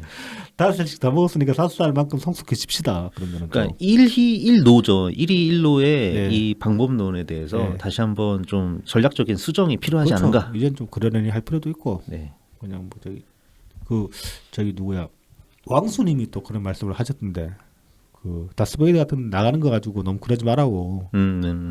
거기 가서도 뭐 저기 할 말 할 수도 있는 거고 그 다음에 어쨌든 그쪽 가서 만약에 맞는 말 해가지고 사람들 한 사람들 더 설득할 수 있으면 그건 남는 장사잖아요. 그렇죠. 네. 뭐 거기 가서 뭐 저 그런다고 너무 저기 막 보고 막 욕하고 그러지 말라고. 다스베이드 나가지 마라 그런 소리 하지 말고. 이번에 그 제주도 누굽니까? 김한규 의원입니다. 네, 김한구 의원. 어우, 다행히 뼈치 달았어요. 그러니까 김한규 의원에 관해서 이제 사람들이 답에 나가지 말라 그런 식으로 이제 그 멘션을 다니까 거기도 이제 그런 말씀하시는데 저도 참 동의합니다 그거. 그러려니 하십시오. 좀 꼴보기 싫을 수는 있는데 거기 나서 그러면은 그래도 보니까 윤영찬 의원 같은 케이스가 있잖아 결국은. 아 저는 이분이 여기까지 오실이라고는 사실 기대를 안 했거든요. 네. 예, 뭐 지난 대선에서 이제 대선 캠프 네. 일 때도 이제 뭐 캠프 들어가셨으니까 뭐 열심히 하시는 거구나 이렇게 생각하고 캠프 다 이제 해단식 하고 나서는 그냥 글쎄 어떨까 싶었는데 네. 정말 기대 이상입니다. 예상을 훨씬 뛰어넘었어요. 그렇죠. 자, 근데 이런 와중에 이제 김어준은 6월을 뉴스공장에서 국민의힘이 사실상 압승이다. 뭐 여기까지는 말이 맞는 말인데 뭐 지난 4년 전 지방선거를 거의 정확히 뒤집어 놓은 것과 똑같은 양상인데 다만 이제 경기도에서 김동연이 이겼기 때문에 반반 이긴 반반 느낌이 난다. 또 짱구 겁나게 굴렸네 진짜. 그러니까 야 확실하게 졌고 막 그 4년 전에 국민의힘 작살 난 것처럼 졌는데 야 김동연 때문에 반반 느낌이 자꾸 나는 이 생각 나더라고요. 만약에 김어준이 치킨을 프라이드 반 양념 반 시키면 프라이드 반 주고 양념은 프라이드에 반만 주는 거야. 그러면 한 대충 12대 5가 되거든요. 그런 다음에 그 4분의 1 정도 양이 되는 예. 양념에다가 예. 그냥 닭다리 하나 더 주는 거야. 예. 그러면은 반반 느낌 나지? 뭐 사람들이 별로 안 웃을 것 같은데. 말이 많았어. 그러니까 참 젖잘살을 참 이렇게 표현할 수도 있구나 그런 생각도 들었습니다. 아 이건 뭐 젖잘싸도 아니고 이거 뭔가 정신승리 느낌이 난다 이거 아니야. 정신승리를 하는 것도 아니고 정신승리 느낌이 난다. 뭐 이런 뭐 기분이 이상한데 뭐 이런 거 아닙니까? 참 대단합니다. 저렇게 말 지어낸 것도 참 저것도 재능이긴 하다. 재능이긴 한데 뭐 혓바닥이 예전보다 더 길어진 것 같습니다. 나이가 드니까 이제 말이 많아지겠죠 아무래도. 그러니까 점점 어떻게 뭐 본인이 좀 커버치기 힘들다는 반증일까요 이게? 그럴 수도 있죠. 사실 이거 그 이재명 쉴드 치면서는 간명하게 어떤 그 워딩을 깔끔하게 짜기가 힘들어요. 내기가 힘들어요. 그렇죠. 예. 주저리 될 수밖에 없어요. 그 저기 김어준이 뭐 말을 잘했네, 말을 잘 만들었네 그런 것도 아니고 사실 따지고 보면 그것도 문재인 대통령님을 지지하는 입장에 서 있을 때나 그렇게 시원시원하게 이제 말을 깔끔하게 만들 수 있는 거지. 뭐 구차하게 변명할 게 없잖아요. 문재인 대통령님에 대해서 이야기를 할 때는. 근데 이재명은 그게 아니잖아. 다 뭐 이 맥락 따지라 이 말도 이재명 지지자들이 제일 많이 하는 말 아니야. 맥락 제일 못 읽는 네, 사람들이 네. 이 사람들인데. 그런 식이죠. 뭐 관련해 가지고 이제 좀 그 책임을 이상하게 돌리는 의원들 예를 몇 개를 한번 들어봅시다. 뭐 이수진 의원이 대단한 소리 했다며. 가장 좀 따끈따끈한 것 중에 하나일 겁니다. 제가 네. 오늘 여기 스튜디오에 오면서 보게 됐는데요. 네. 이수진 의원이 되게 색다른 의견을 냈어요. 네. 이번 지방선거 네. 패배의 원인은 문재인 정부다. 뭐 간단하게 얘기하면 이제 그런 얘기입니다. 맞죠? 미친. 이게 이거입니다. 이 최근에 이제 윤석열 정부가 소상공인 지원금으로 네. 추경을 62조 편성을 했단 말입니다. 네네. 그러면서 문재인 정부는 16조밖에 안 했다. 네. 우리 민주당이 여당일 때 왜 윤석열 정부처럼 화끈하게 추경을 하지 않았냐. 이러니까 진 거다. 이런 얘기를 하는 겁니다. 이 세상 멍청한 소리를 지금 안 그래도 현금폰 그 데미지가 슬슬 나타나고 있는데 지금 이제 2, 4분기죠. 올해 2, 4분기 물가 지수가 지금 역대 최악이거든요. 14년 만에 최악이거든요. 지금 IMF 이후에. IMF가 이제 서브프라임이지. 그러니까 2008년 이후겠구나. 아무튼 14년 만에 최악 지금 제일 안 좋은 상황이라고요. 물가 지수가. 그 돈 많이 풀어서 그런 거라고. 근데 지금 문재인 정부도 60조 안 풀어가지고 졌다고 지금 이런 딴소리를 하고 있나? 민주당 의원이는 일단 가장 먼저 짚어야 될 거는 문재인 정부 추경을 16조만 생각하고 있다는 게 이게 세상 멍청한 거죠. 그렇죠. 2020년 한 해에만 몇 조를 썼는데 그러니까 그리고 재난지원금만 따져도 재난지원금이 총 3번 지급되지 않았습니까? 네.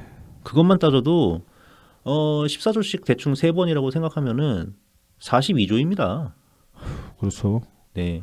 그 다음에 방역 예산 들어갔죠. 뭐 기타 등등 들어간 예산 뭐 구구절절하게 말하지 않아도 됩니다. 하여튼 진짜 한심한 소리입니다 이게. 아니 그 이것들은 무슨 뭐 돈 풀어서 선거 얘기인데 맞들렸나 진짜로. 무슨 송영길도 무슨 버스 요금 공짜라고 그랬던가? 지가 때문에 그런 소리도 하고 다녔지. 무슨 부동산 코인 얘기를 하고 있지. 참 환장했습니다 이거 보면은. 뭐지? 문재인 정부가 지금 윤석열 정부 추경한 것처럼 62조 뭐 이런 소상공인 지원금으로 쓰지 못한 이유는 너 새끼들 때문입니다. 전국민 재난지원금 뿌리라고 지랄해서. 그렇죠. 선별했으면 그거를. 이건 정신 나간 소리예요. 네. 정신 나간 정도가 아니죠. 그리고 무엇보다 지금 이제 그 돈 많이 푼 그 역효과가 나타나기 시작하고 있는데 지금 문재인 정부에서 최소한으로 자제를 했는데도 불구하고 그런데도 불구하고 이 데미지는 어쩔 수 없는 거란 말입니다. 시중에 돈이 그만큼 풀려버렸기 때문에 근데 걷다 대고 씨발 60도 안 풀었다고 저때 이때 이런 소리를 하고 있으니 이수진이 이거 비례야 뭐야 이게 지역구 있나 이거? 예, 나경원 지역구 들어간 거예요. 동작구. 아 맞다 걔구나. 예. 그런다고 나경원이 되는 꼬라지를 볼 수 없고. 근데 나 지금 얘랑 나경원이랑 바꾸라 그러면 나경원으로 바꿀 거야. 예. 일단 이수진 의원 미리 축하드립니다. 2024년 2등 하실 겁니다. 뭐 근데 우리가 어떻게 2등하게 만들어? 그냥 할 것 같아. 에이, 그런 식으로 이야기하면 안 되지. 아이, 그냥 내가 지켜보겠어 그냥. 지켜보죠. 뭐 지켜봐. 내가 씨발 혹시나 그 동네로 이사 갈 일 있으면 당신 절대 안 찍을 거야 내가. 어? 나경원 선거운동하고 다닐 거야. 진짜 참. 그러니까 하나부터 열까지 진짜 뭐 그래 이거는 반박하기 힘들어 싶은 얘기가 한 마디도 없어요. 한 마디도. 이거는 타락이에요 타락. 뭐 이수진이 원래 이런 인간이었다 치면은 이런 인간을 뺏지 만들어준 민주당이 타락한 거야 이거는. 참 진짜 참 대통령님이 들으실지 모르기 때문에 욕을 하지 말고 마음을 가다듬고. 네. 자, 다음 위원은 누구죠? 이제 슬슬 이제 끝낼 때가 된 것 같으니까 마지막으로 오늘은 제가 뭔가 좀 구조적인 완성도를 높이고 싶어가지고 수밀상관을 한번 해보려고 합니다. 다시 한번 고민정. 저 인트로에 이제 고민정 어게인.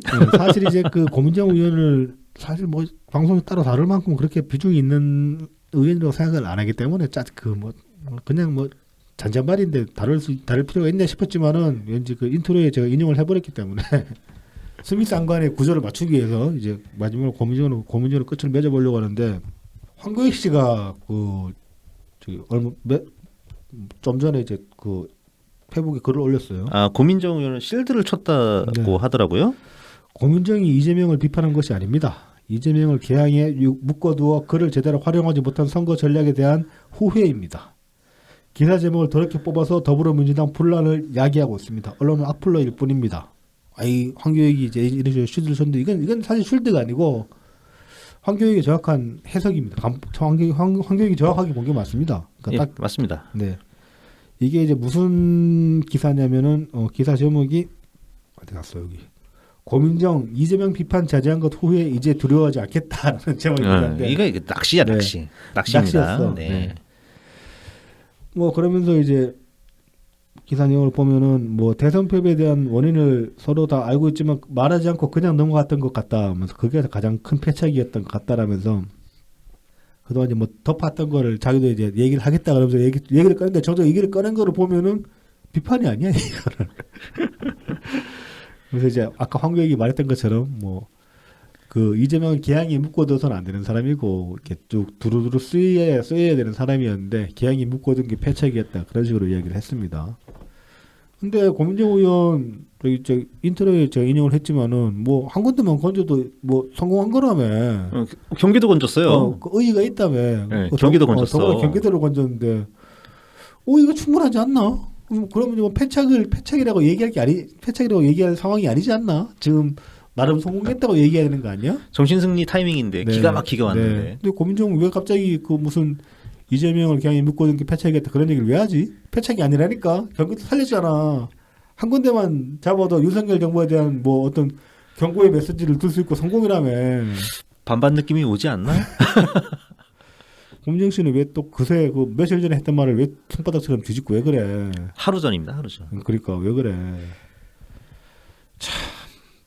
저는 이런 기분이 들었어요. 이게 그 비판할 거라는 이게 네. 마치 내가 이재명을 더 사랑해 막 이런 거. 이재명 너무했어. 자꾸 김남국 같은 애들만 가까이 하고 막 때려줄 거야. 그러면서 주먹 안쪽으로 이렇게 때리니까 그 같기도 하고. 남국이보다 내가 더 낫다고 막 이런 거 아닐까. 참 진짜 보면 무슨 또 박시영 그런 애들을 보면 또 뭐 걔는 문재인 대통령까지 끌어들여가지고 뭐 이 상황에서 말하지 말라 그딴 소리 하고 있더라. 뭔 말을 하지 말라고요? 이 선거에 책임 있는 사람들은 모두 당분간 이제 자중해야 된다 그러면서 전부. 네, 그러면서 이재명도 거론을 하는데 네. 거기도 연 대표님도 거론을 하고 문재인 대통령도 거론을 해. 미친 새끼 아니야? 그냥 너 하나만 닥치세요. 그러니까 어디 기생수처럼 빌붙어 가지고 밥 벌어먹고 사는 주제에 누구한테 뭔 개소리를 하고 있는 거야. 아, 지가 얘기하면 듣나? 그러니까 박시영 또그 정봉주 옆에 들러붙어 가지고 처음에 완전 듣보잡 새끼 그 정봉주 옆에 들러붙어 가지고 좀 얼굴 알리다니면 또 이동영한테 붙어 가지고 에휴 순그씨 아유 씨 부려먹고 사는 것들이 진짜로 지 잘난 줄 알고 에이. 에휴, 박시영이는 어디까지 가려고? 자, 아무튼 뭐 더 갈 데도 없다. 많이 와가지고. 아무튼 이제 뭐 폭풍 전야인 것 같습니다. 네네. 근데 맞습니다. 이제 이번에는 정말 좀 제대로 싸워주길 바래요. 네. 그리고 여러분들께 한번 권해드리자면은 지금 단계가 놀기 가장 재밌는 시즌이 아닐까 싶습니다. 저 안 그래도 어제 글 하나 남기려고 들어갔는데 단계가 엄청 버벅대더라고요. 사람들이 몰려서. 예, 트래픽이 좀 몰리는 것 같더라고요. 네. 근데 뭐 단계를 막아놓거나 그런 건 아니고요. 네네. 트래픽 시간만 좀 걸릴 뿐이지 그러니까요. 네. 사용 가능합니다. 네. 그리고 지금 쟤네들이 아주 광분해서 날뛰고 있기 때문에 네. 어그로 끌고 놀리기 딱 좋은 순간입니다. 저도 어제 글 하나 올려놓고 안 보고 있다가 네. 그래서 일부러 묵혀놓고 탁 걸려가지고 귀찮아 안 보고 있다가 한 시간이 지난 거 보니까 막 비추 한 20개 달릴 거니까 일단 기분이 좋더라고. 그러니까 한번 잘 생각해 보시고요. 네, 다시 한번 1일 1 글쓰기 네. 예, 시도해 보심이 어떨까 싶습니다. 그러니까 우리는 예전에 이제 우리가 단계를 장악했을 때는 무조건 이제 따봉이 많이 붙어서 기분이 좋았고 우리는 따봉이도 역다도 많이 붙으면 기분이 좋은 사람들이야. 그만큼 자식들이 어그로를 끄는 거니까 역다 받는 거에 상처받지 마시고 그거는 따봉보다 어떤 면에서는 더 좋은 겁니다. 제가 보기에는. 저도 한 역다 20몇 개 달리고 네. 근데 따봉이 한 두세 개 달리더라고요. 그래서 아직 보시는 분들이 계시는구나 이런 생각이 들더라고요. 저는 그래서 좀 이렇게 욕설 유도 이런 글들을 좀 더 써볼까 생각 중입니다. 네. 괜찮겠네요. 네. 네, 그러면은 이제 8월 대 이벤트가 이제 다가오고 있으니까요. 뭐 전당대회도 당겨질 수도 있다는 얘기도 있고 그런 얘기도 있다고 하죠. 아무튼 이제 폭풍 전야고 뭐 이 방송 들으실 때쯤이면 어쩌면 본격적으로 싸움이 시작됐을지도 모르겠습니다. 아무튼 이제 좀 일단 뭐 신호탄은 올라갔다고 봐야죠. 저는 뭐 사실 그게 결국 그렇게 되진 않았지만은 저는 뭐 그동안 말씀드렸던 게 뭐 대선 시즌 때 그때 사실 이거는 그냥 우리한테는 좀 휴지 기간이고 본격적인 싸움 대선 끝나고 나서부터 시작될 거다라고 했는데 진짜로 그 싸움이 이제 지금부터 시작이 아닌가 싶습니다. 그렇죠. 네, 그러면은 체력 잘 유지하시고 맛있는 거 많이 드시고 한바탕 싸워보러 가보시죠. 네, 그동안에 좀 쌓인 것도 많으니까 이번에 좀 풀고 네, 그럼 다음 주에 다시 찾아뵙겠습니다. 네, 감사합니다. 감사합니다.